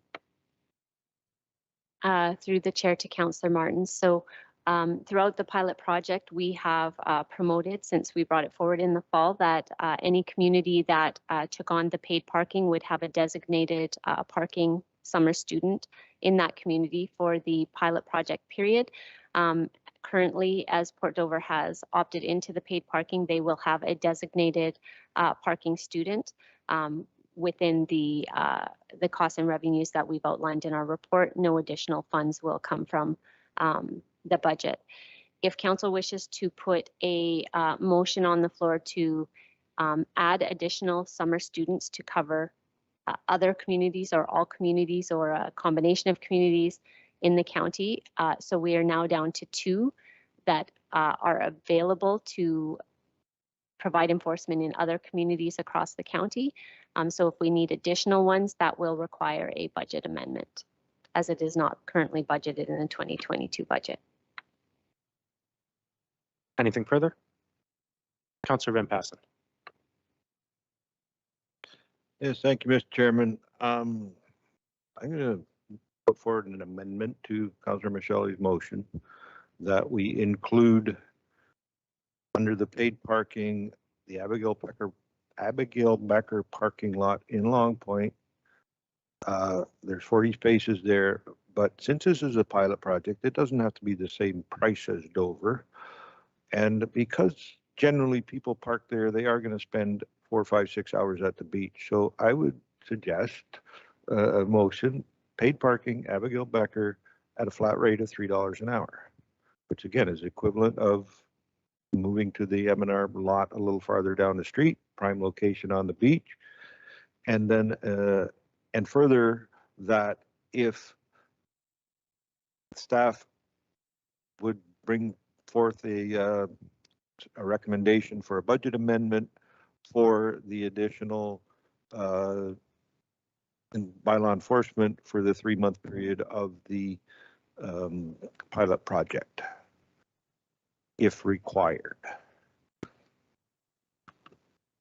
All right, we'd need a seconder on the amendment if that wouldn't be added by Ms. Shelley. Councillor Van Passen, please turn your mic off. Sorry. Councillor Shelley. Thank you, Mr. Chair. One moment. Teresa. I'm sorry, Madam Clerk. I would be quite happy to accept that amendment. I think that would be a good compromise for this whole project, and I do think it would be wise for us then to investigate a budget amendment for added enforcement, and in this way there will be paid parking in Long Point. It just won't be on the streets in that particular lot, and I think that will be a very good opportunity again to test out some of this paid parking. So I'd happily accept that amendment. Thank you. Before we continue on, I do have a question for staff. We were told that we might need a special council meeting if things get a little more wishy-washy, just to come back with the proper numbers. Just going to put that out there if we do need it, either Teresa or Al. Through you, Mr. Chair, I didn't hear anything in terms of what's just been added that would warrant a special council meeting. I think we can do it as long as council realizes that the specific lot that's being added, we haven't run the numbers yet, but I think it's a fair bet to say we should be fine to proceed.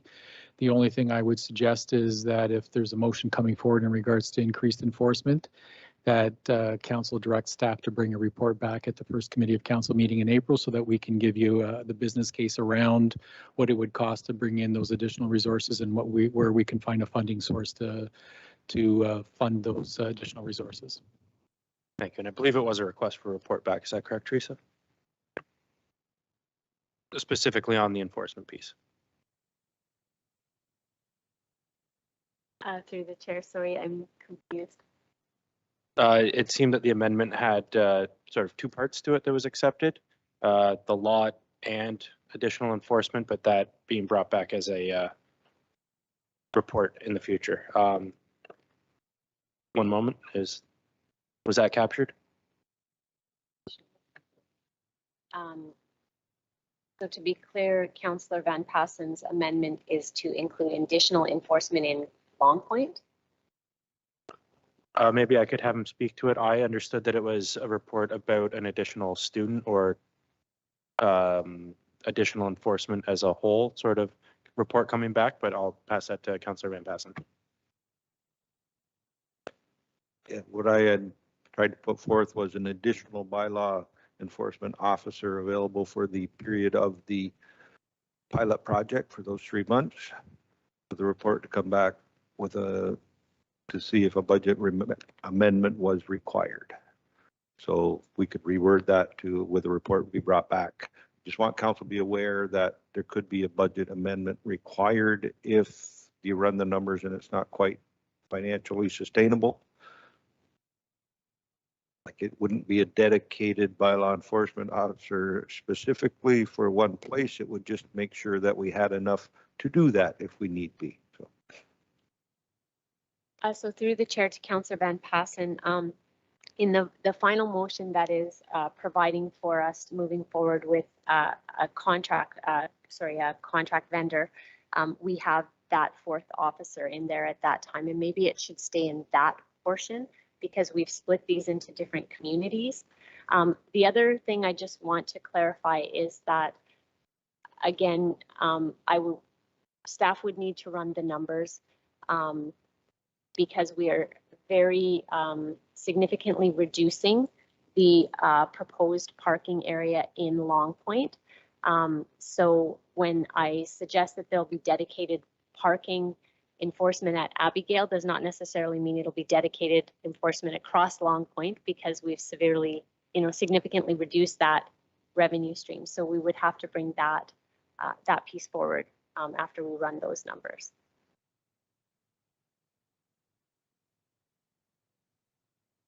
Councillor Michelle and then Councillor Martin. Thank you, Mr. Chair. I do just want to confirm whether or not the clerk is including the suggestion by Councillor Van Passen in his amendment to that parking lot that it will be $3 an hour, no first hour free, and no limit on the total.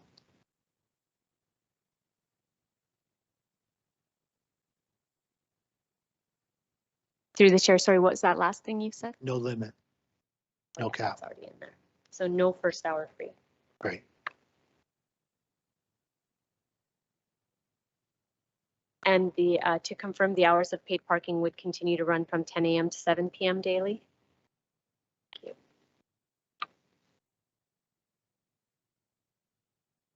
So Councillor Michelle, are you accepting that as a friendly amendment, or do you want to vote on the amendment officially? I'm accepting that. Thank you. So the motion would read currently, and again, I've removed the enforcement piece to add into the fourth motion. That council approve a seasonal parking fine increase from June 15th to September 15th in the community of Long Point, subject to approval from the Chief Justice of the Ontario Court of Justice, or designate as follows. No parking from $75 to $150. Parking more than time restrictions from $35 to $75. And that council approve implementation of a temporary paid parking program in Long Point and that council approve implementation of a temporary paid parking program in Long Point at Abigail Becker parking lot only from June 15th to September 15th, 2022, with the following amendment: rate to be $3 an hour with no first hour free, no daily rates, and hours of paid parking to run from 10 a.m. to 7 p.m. daily, and that council direct staff to bring forward a bylaw to implement the seasonal paid parking zone in Long Point at Abigail Becker parking lot only. Councillor Martin. Thank you, Mr. Chair. While I really want to support my colleague because this is his ward, I think I can only get behind this whether, we choose to go all in or we choose to go all out, because it puts the rest of the community in a predicament where now I am charging the taxpayers of Port Dover for their dedicated enforcement, and yet the residents of Long Point are not being charged unless they decide to park their vehicle in a limited parking lot for enforcement. I'm not convinced that the 40 spots without seeing the number is going to justify the infrastructure and the equipment needed for paid parking. And I think personally, if it was me, I would probably just drive down to the provincial lot and pay the $12 to $15 for the full day. So unfortunately for me, I can't support this as is. I do support paid parking. I do support additional enforcement in the Long Point area, but I'm not willing to find out after the fact if there's going to be a budget amendment. And I recall, 2 years ago at budget, fighting tooth and nail, well, we all did, to preserve a particular bylaw position that we have. And now we're happy to make amendments a little bit later down the road. So for me, it's just, I can't support it as is. I would support it fully as staff have recommended, one way or another. Anything further from council? Councillor Columbus. Thank you, Mr. Chair. With this metered paid parking in Long Point, my belief is that there's a 4-hour limit on Long Point parking. So if we're metering it, is that limit still stay in place, or can somebody park there for 6 hours and continue to pay? Do all those signs have to be changed? And the other thing, is the first hour free, as it will be in Port Dover? Bill? Or Bob? Through the chair, could I have Councillor Columbus repeat that? I missed the first little bit of that question. Okay, Bob. It's my understanding there's a 4-hour parking limit at the current time in Long Point. And will those signs have to be removed to accommodate the paid metered parking? And the other part of it is the first hour going to be free, as it is in Port Dover? I believe that's the way we passed it. I personally think that it should be free, but through the chair, the staff proposal was to be consistent across the county with regards to the first hour free. I think we heard tonight that Councilor Mastelli had recommended removing that first free hour. With regard to the signs for the 4-hour zone, those would have to be changed out to make space and to switch over to the paid parking. For Erie Boulevard, if we went with Erie Boulevard, but we're not. But there are some signage within Abigail Becker that would have to be changed to accommodate that new paid parking. And just for a point of clarification, I know the recommendation or the proposal from council was Abigail Becker, but Abigail Becker also has 10 on-street parking spaces that front onto the parking lot. So to be consistent with that zone, we would ask council to include the 40 spaces within the lot and the 10 on-street spaces as well, just to keep it all lumped into one zone and not confuse the issue for the motorists. so at $3 an hour, do you think the payback is there at $3 an hour and giving the first hour free? It's a concern to me. Doesn't seem like there's going to be enough revenue. Okay, thanks. I think we heard from the clerk that, if council wants a detailed financial report on that, we would need some time to take that away and come back with a fulsome answer for council. I wouldn't want to just speculate tonight at council and give you incorrect information. Thank you. Anything further from council? With that, I would like to take an opportunity to speak here because I do have a bit of a concern that I haven't heard addressed. So I would like to just address it with specifically doing only the parking lot and the 10 spaces. We might just be looking at 50 motorists that choose not to park in a lot and park somewhere on a street, which that portion of the street we were told will not be getting increased enforcement through anything other than the student bylaws. It's only the parking lot and those 10 spaces that would be getting that additional enforcement like Dover, because there's the revenue stream specifically for that lot and the 10 spaces. Are we just moving 50 motorists from what could potentially have been a parking lot to the street, just exasperating the problem for a lot of the cottages? It's just something I'd like the council to think about before we move further with just the parking lot and not going full, all or nothing. So thank you. One last call. Is there anything else from council? Councilor Van Passen. Yes, thank you, Mr. Chairman. I was hoping that these bylaw enforcement officers that we're going to hire are not parking lot attendants. They're not just going to sit in the parking lot and make sure people click a button or hit an app. That would keep them in that community. So that would be their sort of job, is to make the rounds, to make sure they're enforcing the on-street parking, and have some faith that the people in a specified parking lot know what that is. And it's pretty standard procedure when you're coming from the big city down to the rest of the countryside. They know what parking lots are about in Toronto and Hamilton and Burlington, and they know what to do with them.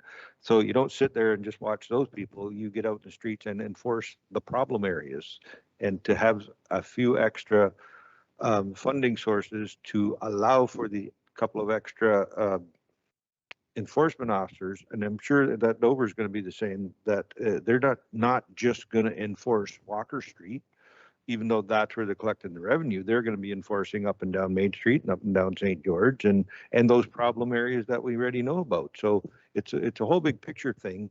But it is a pilot again, and we're going to do one thing in Dover. We're going to do something different in Long Point. We're going to do something different in Turkey Point.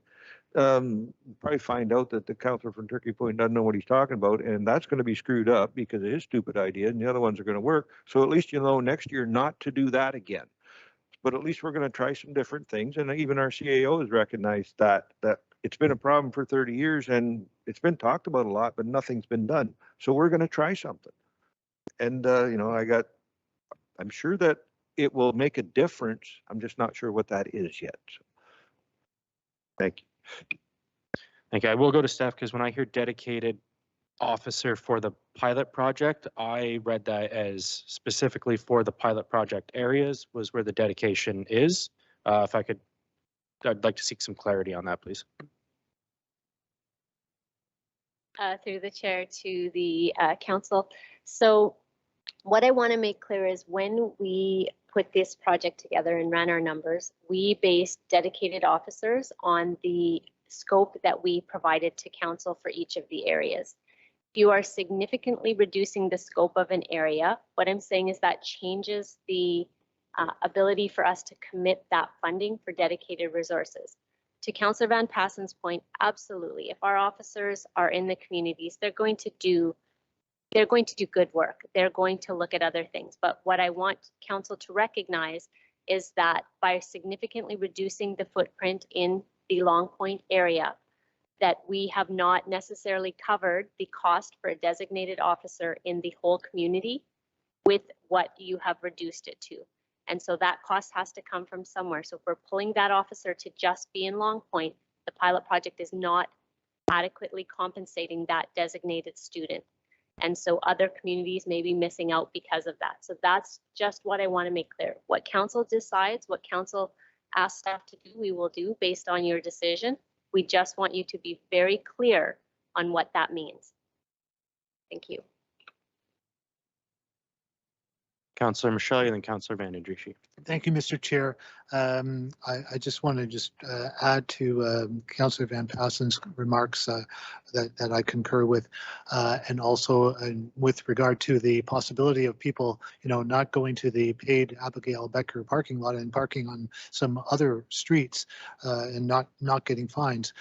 This whole pilot project is predicated on the fact that parking is a problem, and that the amount of the demand for parking spaces far exceeds the supply. So I don't think anybody is going to be terribly disappointed if they try to park on a free spot on the street and then they realize they can't have any, and they can have one of the most optimal parking spaces at Abigail Becker, which is right by one of the best beach accesses and the best beach areas that are available to those people that is of course controlled by the MNRF, but the beach access is the best accessible location. I don't think they're going to mind paying $3 an hour for 5 or 6 hours. If that's the case, they'll end up getting the best spot. There might be a few people who will try that, but again, the demand outstrips the supply by far.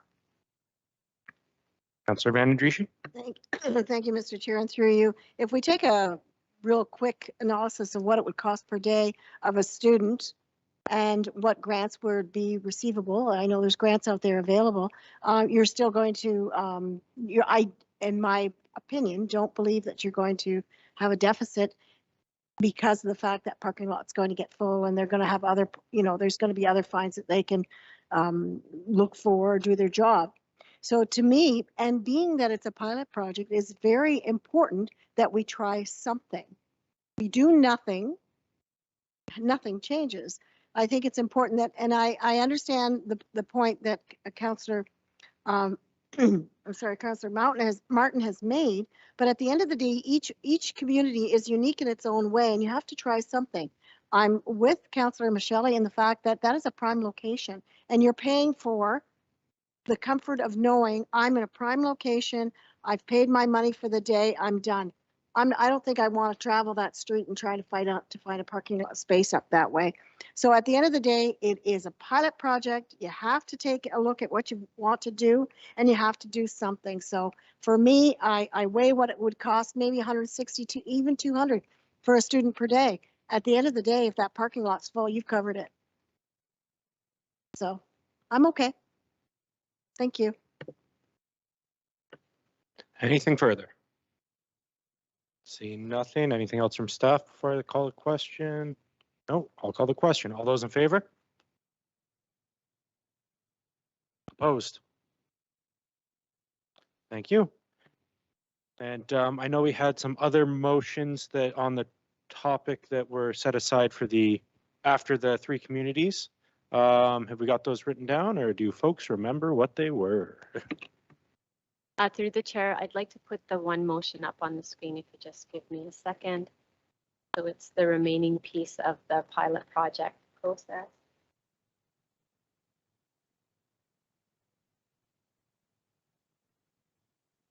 And I might have to make some amendments, so please bear with me. So the next motion that we need is that staff report ops 22004. Councillor Michelli? Thank you, Mr. Chair. Through you, just to double check with the clerk, the previous motion, did we include the 10 additional spots that Mr. Field was talking about? We have. Okay, very good. Thank you. Through the chair, yes, I did include those.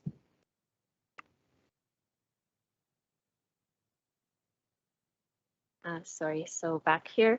So that council authorize a single source supply as outlined in Norfolk County Purchasing Policy CSO2 Section 4.8.4 with hotspot for a 3-month term commencing June 15th, 2022 and ending September 15th, 2022 to provide mobile and stationary parking services in Port Dover as identified in the zone on attachment 5 and Abigail Becker parking lot in Long Point and along Abigail Becker Street.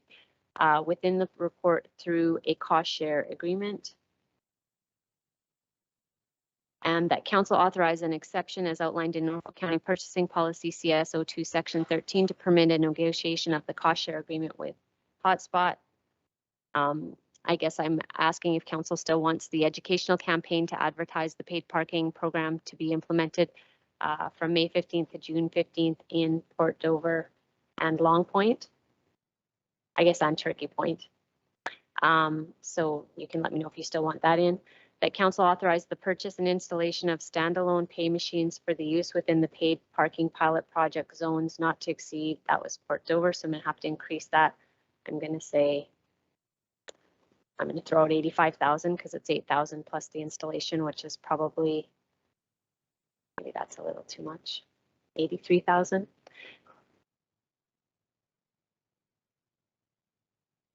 Okay. And further, that council authorizes the project manager traffic services to negotiate an agreement with Hotspot for the provision of parking related services for the 2022 seasonal parking pilot project for the period between June 15th and September 15th, and that council authorize an exemption as outlined in the Norfolk County Purchasing Policy to permit a negotiation of the cost share agreement with Hotspot.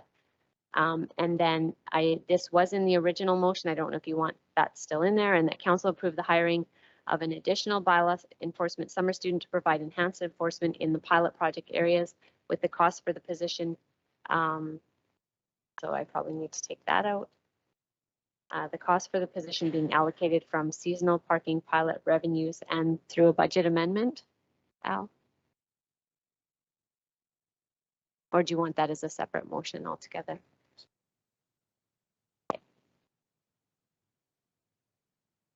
That right out. So I would need a mover and a seconder for this. Do we have a mover? Councillor Van Passen, Councillor Michelli seconding. Is there any debate on the motion as it stands? Councillor Van Adrishi. This machine doesn't like me. At the end of the day, is this because we're looking at a single source, the type of how it runs, is that in this understanding, or is that going to come back to us? Because I just have a question of how this is operated. Like, you have your parking meters that are supposed to be done, and some are going to be able to use a cell phone, some are not going to use a cell phone, and will that be accommodated? If I may, I believe the initial presentation had the difference. There's going to be some ones that you can use cash in, and then there's going to be an app base as well. No. Through the chair, there is no cash option. We are going cashless for this pilot. The options will be the pay stations would take credit card or debit card, but the mobile app will require a payment through your phone app. So what you're telling me is there is an option to be able to go to the machine with your credit card and get a ticket and they put it on your windshield. Is that the point? Right? Okay, I'm good there. Sorry, no, just to correct you on that, sorry, Councillor Van Den Breech. They won't issue tickets. The people will go enter in their plate information, which then activates the parking session so that when the bylaw officers check, it'll identify the vehicle and the plate, and they'll be able to determine from that whether or not they're in violation or not. But there won't be a need for someone to print off a ticket and then take it back to their vehicle and put on their dash.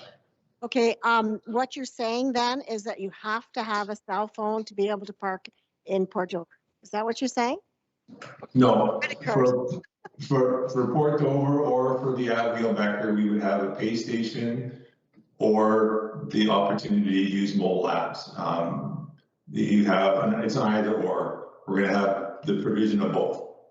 Okay, I still, I guess I'm a little bit naive in understanding that I go to a machine, I put in my credit card, nothing comes out, but information is registered. I have to have my License plate. License plate number, and that would satisfy the machine. Okay, just a point to make that we do have a lot of seniors in our area that do like to go to Dover, and unfortunately this is going to be encumbering them from being able to do that, because not everybody has a cell phone, let alone not everybody wants to use their credit card and put in information. So it is a pilot project, so we'll see how it goes, but I can see people having some issue with that at the end of the day. Thank you.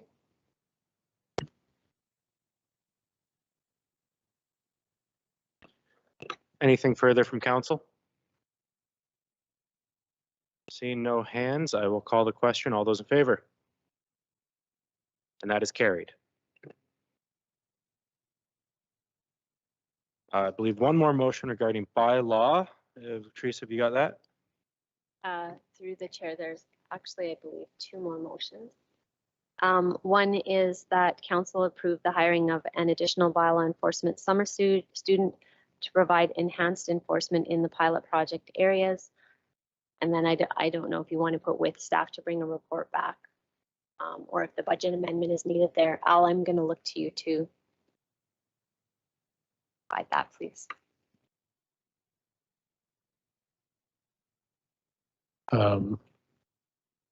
Through you, Mr. Chair, I would recommend that direction be given to staff to come back at the first committee of council meeting in April to provide this council with the business case for hiring additional enforcement officers, and we can identify a funding source, identify at that time whether there's an actual budget amendment required or not, and then this council can make an informed decision on how to proceed with that. Do we have a mover for that? Councillor Martin? No. Councillor Columbus and Councillor Van Den Breech. Any debate on the motion? Councillor Martin. Thank you, Mr. Chair.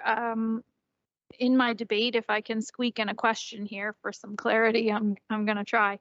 So I know we're kind of beating this to death here, Madam Clerk, I apologize, but initially when we talked about this pilot project, a lot of the time we spent money talking specifically about revenue in a particular community would be tracked. Revenue in Dover, revenue in Turkey Point, revenue in Long Point. And part of Port Dover opting into this paid parking includes a dedicated bylaw officer from the revenue of the pilot. Yet, in Long Point, there could potentially be a dedicated bylaw officer, but that officer would be funded potentially from a budget amendment. So in one case, we have the taxpayers of Norfolk County potentially paying for the dedicated bylaw officer. And in my community, we have tourists and Port Dover residents paying for the resources of a dedicated bylaw officer. So my question to staff is, how do we justify that? That seems horrifically unfair to Ward 6. first and foremost. And second of all, how are we going to register revenue in versus revenue out associated with this parking pilot? Specifically when our community members like the Board of Trade have said, is this, going to be itemized? Will we be able to follow the revenue in quite easily? Will it be able to stay in our communities? Because Port Dover is now being docked to have the dedicated bylaw officer from the positive revenue of this parking pilot. So how do we justify this at large? Because if that's the case, then I would say keep the revenue of the paid parking pilot separate, and all of Norfolk County can pay for both dedicated bylaw officers through a budget amendment.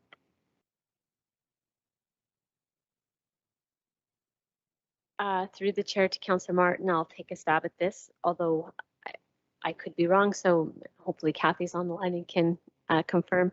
So we could track the revenue and expenditures per area by we can get the records from the vendor on the revenues for each area.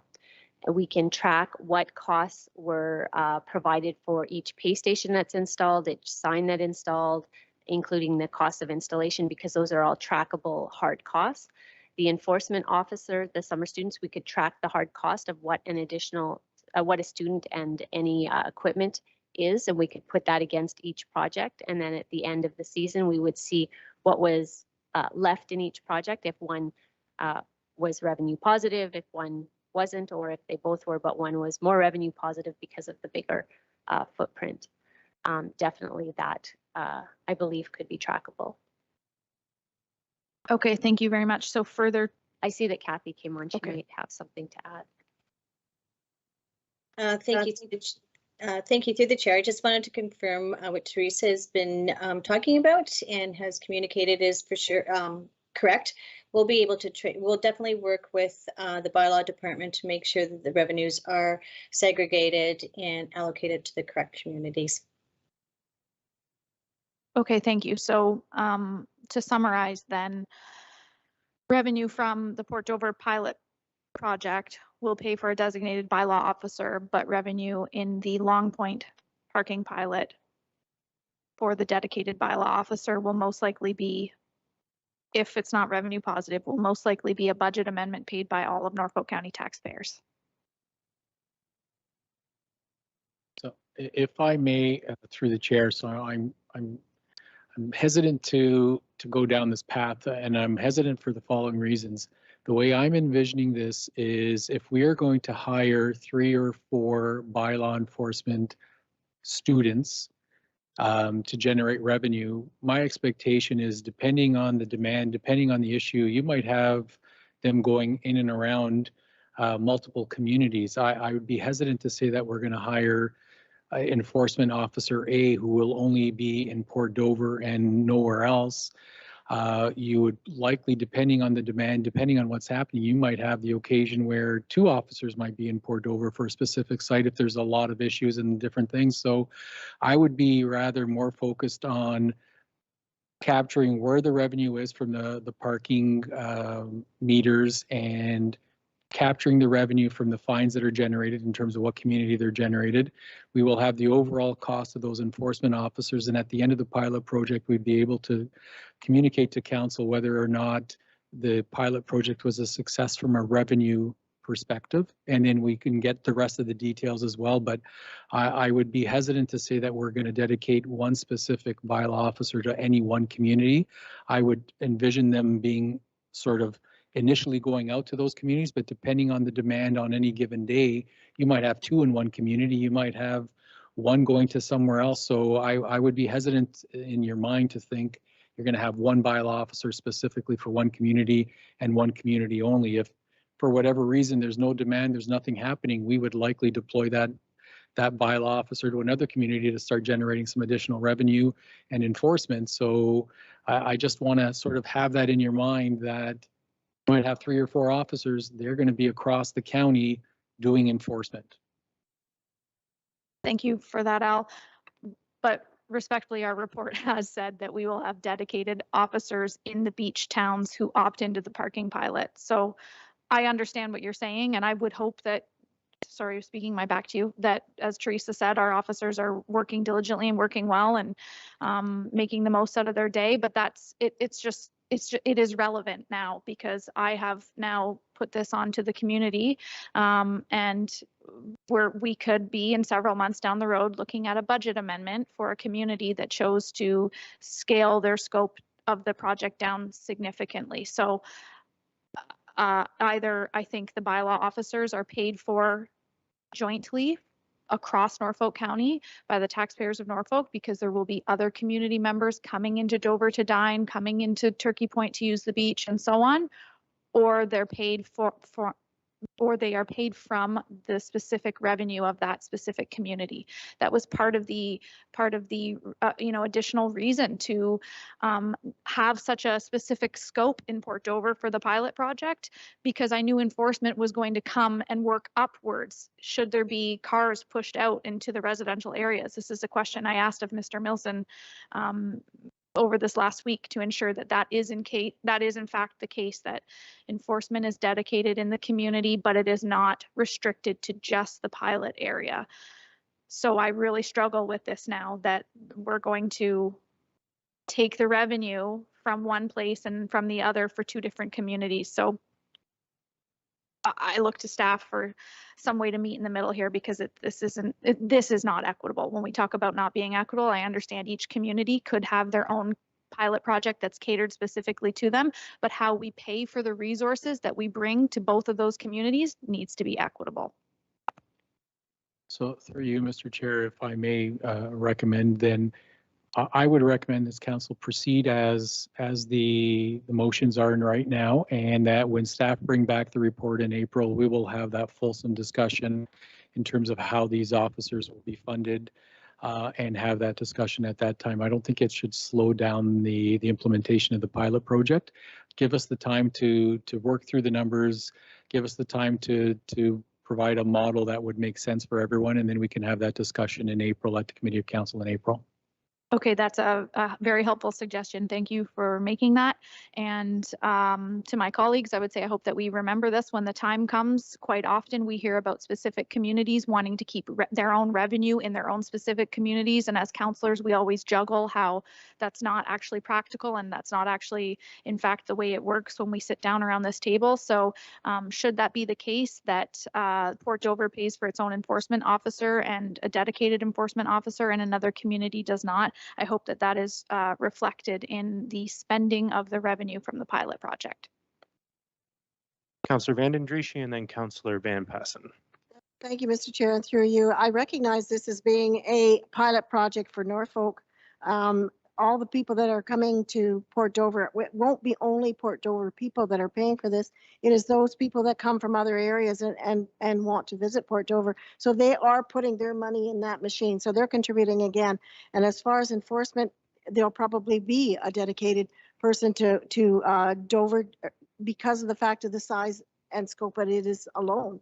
So, but I'm looking at it as a full project for Norfolk County, not specifically to small, whoever beach towns there are. So I think it's overall, everyone should be contributing at the end of the day. Thank you. Thank you, Councillor Van Passen. Yes, thank you, Mr. Chairman. I think I'm going to echo those thoughts. If I go down to the Erie Beach for dinner and, get 1 hour free, pay $6 for the second hour, I don't consider myself a tourist.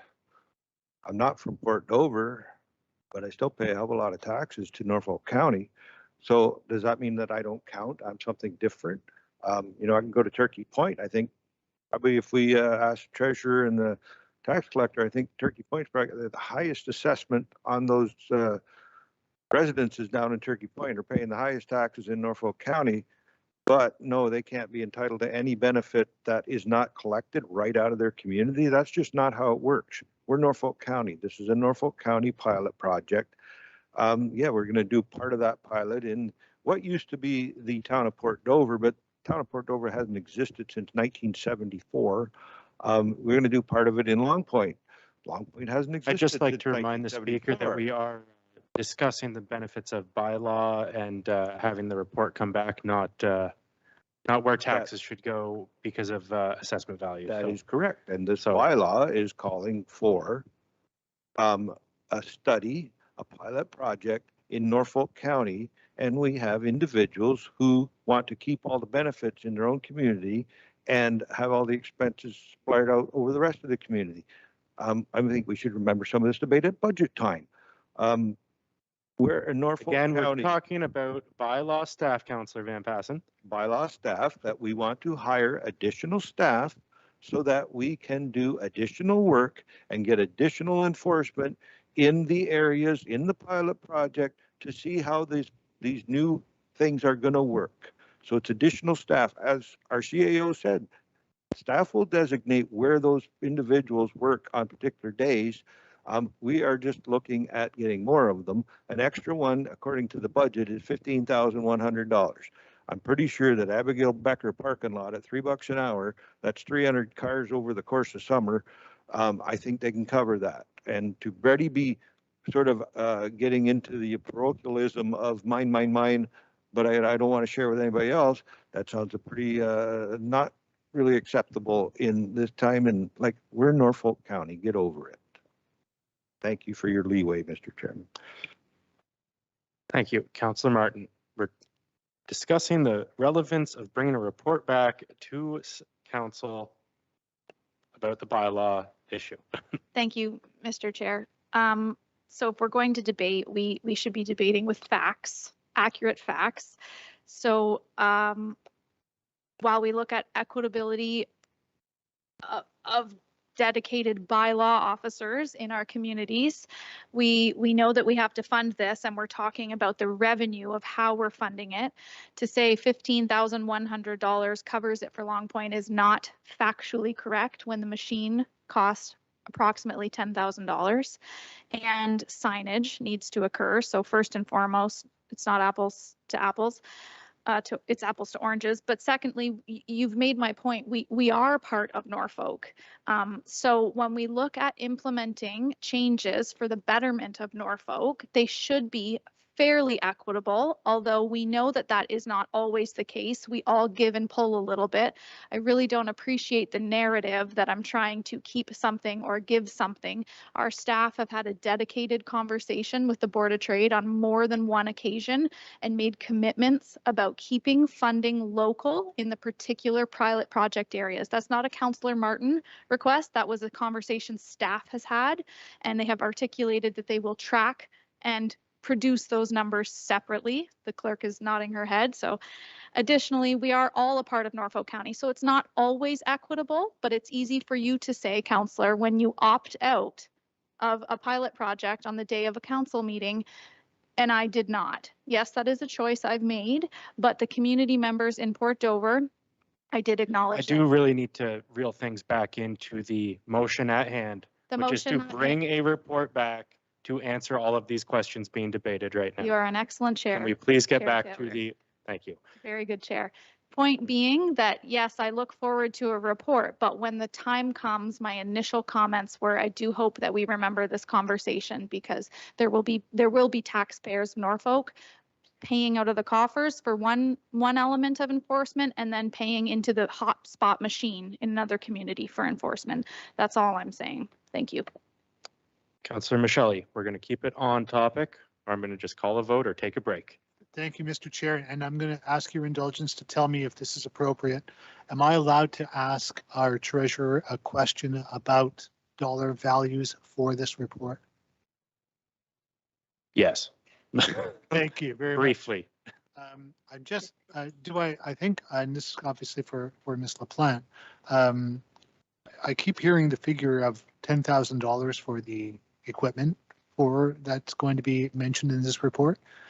And I'm just doing some very rough math. I think during the 90 days, I think we're looking at something in the range of about, potentially, assuming the parking lot is used the way it currently is in the summertime, of $25,000. Won't that be enough to cover that? And again, I'm just hoping that that will be part of this report. Thank you.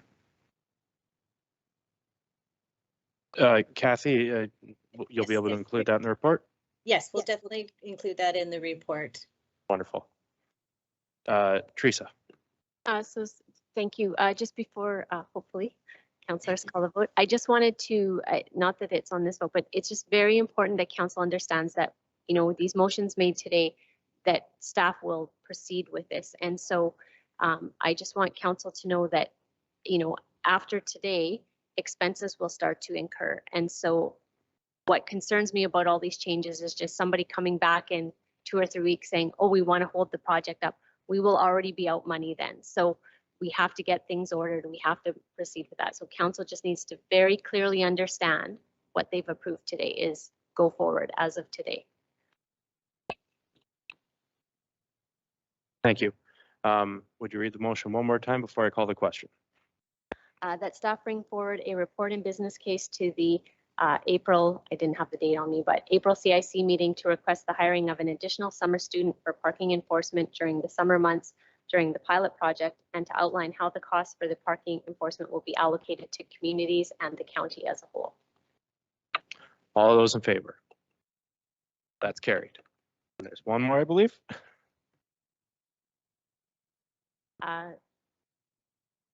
Through the chair, so during Councillor Van Passen and Councillor Michelle's motions, there was some requests that staff investigate the following: establishing a parking lot at the Turkey Point Pavilion, amending parking spaces along Ordnance Avenue and Jenny Wren Lane in Turkey Point. I'm sorry, I just need to look up what this acronym is. And consulting with MNDMNRF to determine if additional parking can be established in Longpoint. Did I capture that correctly, Councillor Michelle? That sounds fine, Madam Clerk. I need a mover. Oh, I need a mover. Councillor Van Passen, and I'll request I have one other. In somewhere in these 6 motions, did that investigation of the parking passes get thrown into one of them? Through the chair to Councillor Van Passen, I did not put that in there because the parking passes is something that I am aware most of the vendors can do, but we are not looking to do the parking passes during this pilot project. However, it would be part of the larger parking study, or if council brought back a further report next year. And I'm looking for a seconder. Councillor Rabbits, is there any debate on the motion? All those in favor? And that is carried. Thank you. I think I get to pass the chair back to Councillor Van Passen now. Perfect. All right.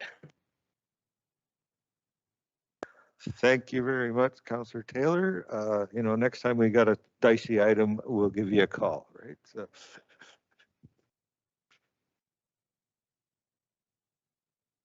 I will have to ask the clerk. My notes say our next item on the agenda is bylaws. And I will suggest there is a bylaw, it's number 12.8, that needs some amending before it gets approved with the changes to the parking. Through the chair, if I may, perhaps we take that bylaw off of today's agenda. There's not an urgency to get it back. We could bring it back in April and put all the proper amendments in it and bring it back at that time. Okay, thank you, Madam Clerk. So the first one is the 4th concession drain, the Martin Culvert. 3rd reading of bylaw 2021-163. Need a mover and a seconder. Councillor Columbus and Councillor Rabbits. All in favor? That is carried. We have bylaw number 2021-164, the Causen drain for 3rd reading. A mover and a seconder. Councillor Van Adrici and Councillor Michelle, all in favor? That is carried. And 3rd reading of bylaw 2021-165, the J.A. Smith drain. Mover and seconder. Councillor Martin, Councillor Huffman, all in favor? Carried. If the chair would like, I could read the bylaw motion since it has an amendment. If the chair would like me to read the bylaw motion, because there is an amendment to it now. So mover and seconder will be required that bylaws 2022-18, 2022-20, 2022-21, and bylaw 2022-24, along with bylaws 6-Z-2022 to 8-Z-2022 inclusive, be approved, and that the bylaws be signed by the mayor and clerk and affixed with the corporate seal. Do we have a mover and seconder for that? Councillor Van Andriessen, Councillor Taylor. Any discussion? Councillor Taylor? No. All in favor? That is carried. And that is bylaws, so motions. Item number 13.1, Councillor Martin, Port Dover Pier benches. So prior to the motion going, we will need a seconder.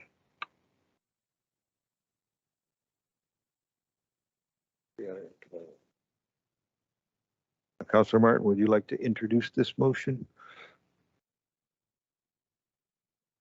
Well, then we get to speak to it since you brought it forth, and we know that you moved it, so you just want to speak to why you're bringing it forth? Thank you, Mr. Chair. Yes, this is a continuation of our council and committee where I introduced the notice of motion. Back history in Port Dover, Norfolk County, the Port Dover Lions, Waterfront Association, among others, had an agreement where memorial benches were placed on the pier in Port Dover.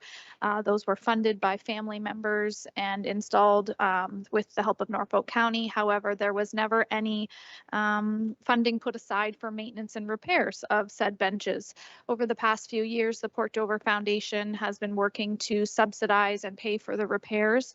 They no longer wish to be project managers of this bench proposal, and they have also contacted the family members for additional income to make repairs, and there doesn't seem to be any. So at this point in time, the Port Dover Foundation, the Lions members, and the Waterfront Association have all kind of individually come in different ways to Norfolk County and ask that the county take over project management for the repairs on the benches, just as they do in other communities. However, this is unique because the lands are not owned by Norfolk County. They are federally owned. So there's also a clause here in the motion to ask that our staff work and receive permission to make these bench repairs, and it is alleged, although I don't have documentation and to prove it, Teresa's going to say, where's the email, that the federal government is in support of the repairs and maintenance of the benches, but should they be removed or not be maintained, that they do not wish to see new ones placed there. So I think there's an economic development consideration that needs to be made about these benches. And to my knowledge, the Port Dover Foundation has never paid more than $5,000 a year to repair the benches, and that includes after considerable storm damage. So the $5,000 that is requested, I am requesting, should there be money needed for repairs this year, that it come out of the council initiative reserve and in future years be budgeted for properly. This way we're avoiding any budget amendments right now. But the $5,000 is a very high figure, and I do not anticipate that we will need all of that. There are presently 0 benches that need repairs at this point in time. Thank you. Now, is there a seconder for Councillor Martin's motion? Councillor Huffman. Okay, the motion is officially on the floor. Any questions to staff on this one, or we go right to debate? Councillor Van Andriessen and then Councillor Columbus. Thank you, Mr. Chair. I have a question to staff. We have park benches in other parts of the community. Are they maintained by the county, or are they also have been initiated by a group? We have park benches in towns that are done by, I think, the BIAs and then there's some in Port Rowan on the harbor. Are they as well? How are they maintained? Through the chair to the councillor, it's a mismatch. A lot of the benches were carried over from the previous township, so you are correct. The BIA in certain areas have purchased benches over the years, and then they sit on county road allowance. And in most of my experience, the once they're installed there, Norfolk County does repair as needed, and then the BIAs would be responsible for some replacement, and it varies. And there are also some benches donated by Lions clubs and different service clubs, which once they generally hit county land, they are Norfolk County's to maintain. And then there are a number of benches that Norfolk County buys themselves and install and maintain and replace. That helps.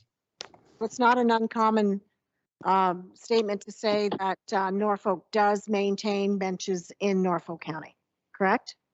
So this No. is not a stretch by any means, that we would be making sure that these ones in Port Dover are maintained. Would that be fair? Just to be clear, Councillor, yeah, I mean, if this council decides that Norfolk will maintain these benches on the federal land, and then, you know, we'll have to get the agreement to enter the federal land, we'll definitely maintain them. It's just a little different, as Councillor Martin had said, that they are on federal land, and up to this point have not been the responsibility of Norfolk County to replace or repair. Okay, thank you.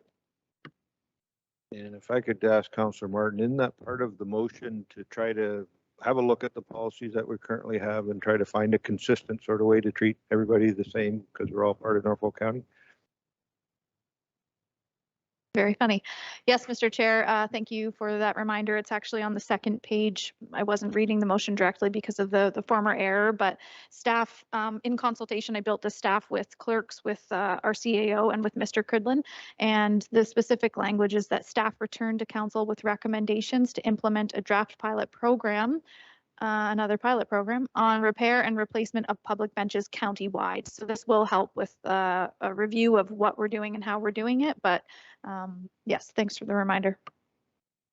You and Councillor Columbus, and then Councillor Michelle. Thank you, Mr. Chairman. And when I read this motion of Councillor Martin's, I thought about the same concern that Councillor Van Den Riesche had. I know the Delhi BIA, they have about 24 benches uptown, and sometimes a car runs into them.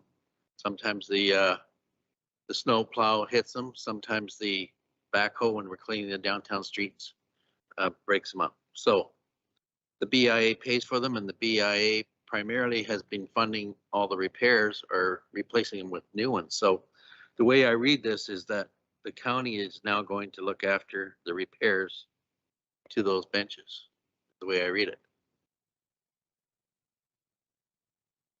Right? Through the chair, I don't read that. What I read is that the motion is asking for the county to repair and maintain the benches on the pier in Port Dover, but that staff return back to council with a policy that would then address your concern in terms of being consistent across the county in terms of the publicly owned benches and repairing and maintaining them. So hopefully Mr. Cridlin's department will look after that and treat everybody fairly and equally. And again, I think this is a special case because that is federally owned land that they're sitting on, not necessarily the county right of way, county street, county park. So, Councillor Michelle. Thank you, Mr. Chairman. Our CAO has just answered my question. Thank you. Any other questions? Any debate? Possible amendments? Anything? Seeing none, it's been moved in second. We will call the question. All in favor? That is carried. Thank you very much.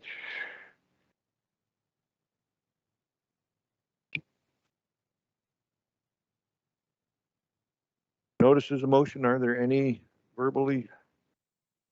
Seeing none. Any general announcements? So we will start with staff. Any general announcements from staff?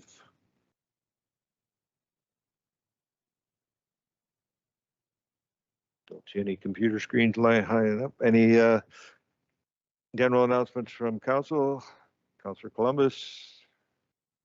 Yes, it's been mentioned earlier in our parking discussions a few times, and I did mention that the former councils did look into the parking situation throughout the lakeshore communities over the years. Just about every term of council did battle with it. And I want to, for the record, I want to put out there that former councils did increase parking spaces, 150 parking spaces in Long Point, and also 100 parking spaces in Turkey Point. By pushing back the boulders on that one street, created a lot of parking, and now those places are all full of bathers. So not to say that nothing was done. There was things done, but we did not introduce paid parking.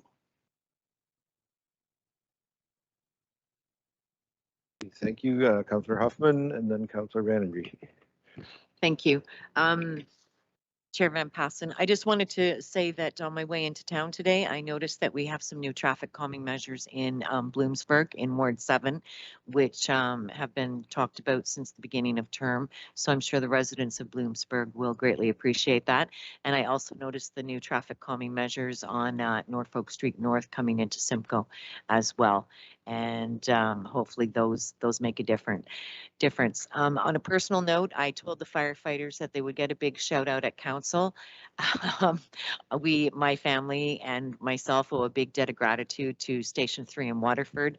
We had unfortunately experienced quite a bizarre chimney fire that turned into a little bit more than that on March the 8th, and another incident a couple days later. The firefighters were professional, they were kind, they were supportive, they knew what they were doing, and I'm just very thankful for the first responders that we have here in Norfolk County. So thank you, Station 3. Much appreciated. From the look of the room, that thank you comes from all of council as well. Councillor Vandenbrie. In Langton, soon the community center will be open. And I think I'm going to ask Bill if he has a firm date that the community center will be open. Could just put that in on the agenda as a regular item. I know. Yes, through the chair to Councillor Vandenbrie. I have been told that this week is a wrap up and then a cleanup, and I believe we will be open for rentals. I've been told on Monday, so the end of this week should wrap that work up. Thank you so much. I have my fingers crossed, my toes crossed, and everything else I can do crossed. Thank you. Thank you. Anyone else? General announcements. Next item is a confirming bylaw.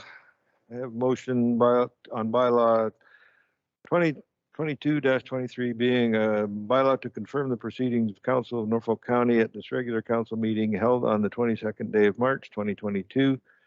And the bylaw be approved, signed by the mayor and the clerk, and affixed with the corporate seal. Do I have a mover and a seconder? Moved by Councillor Martin, seconded by Councillor Michele. All in favor? That's carried.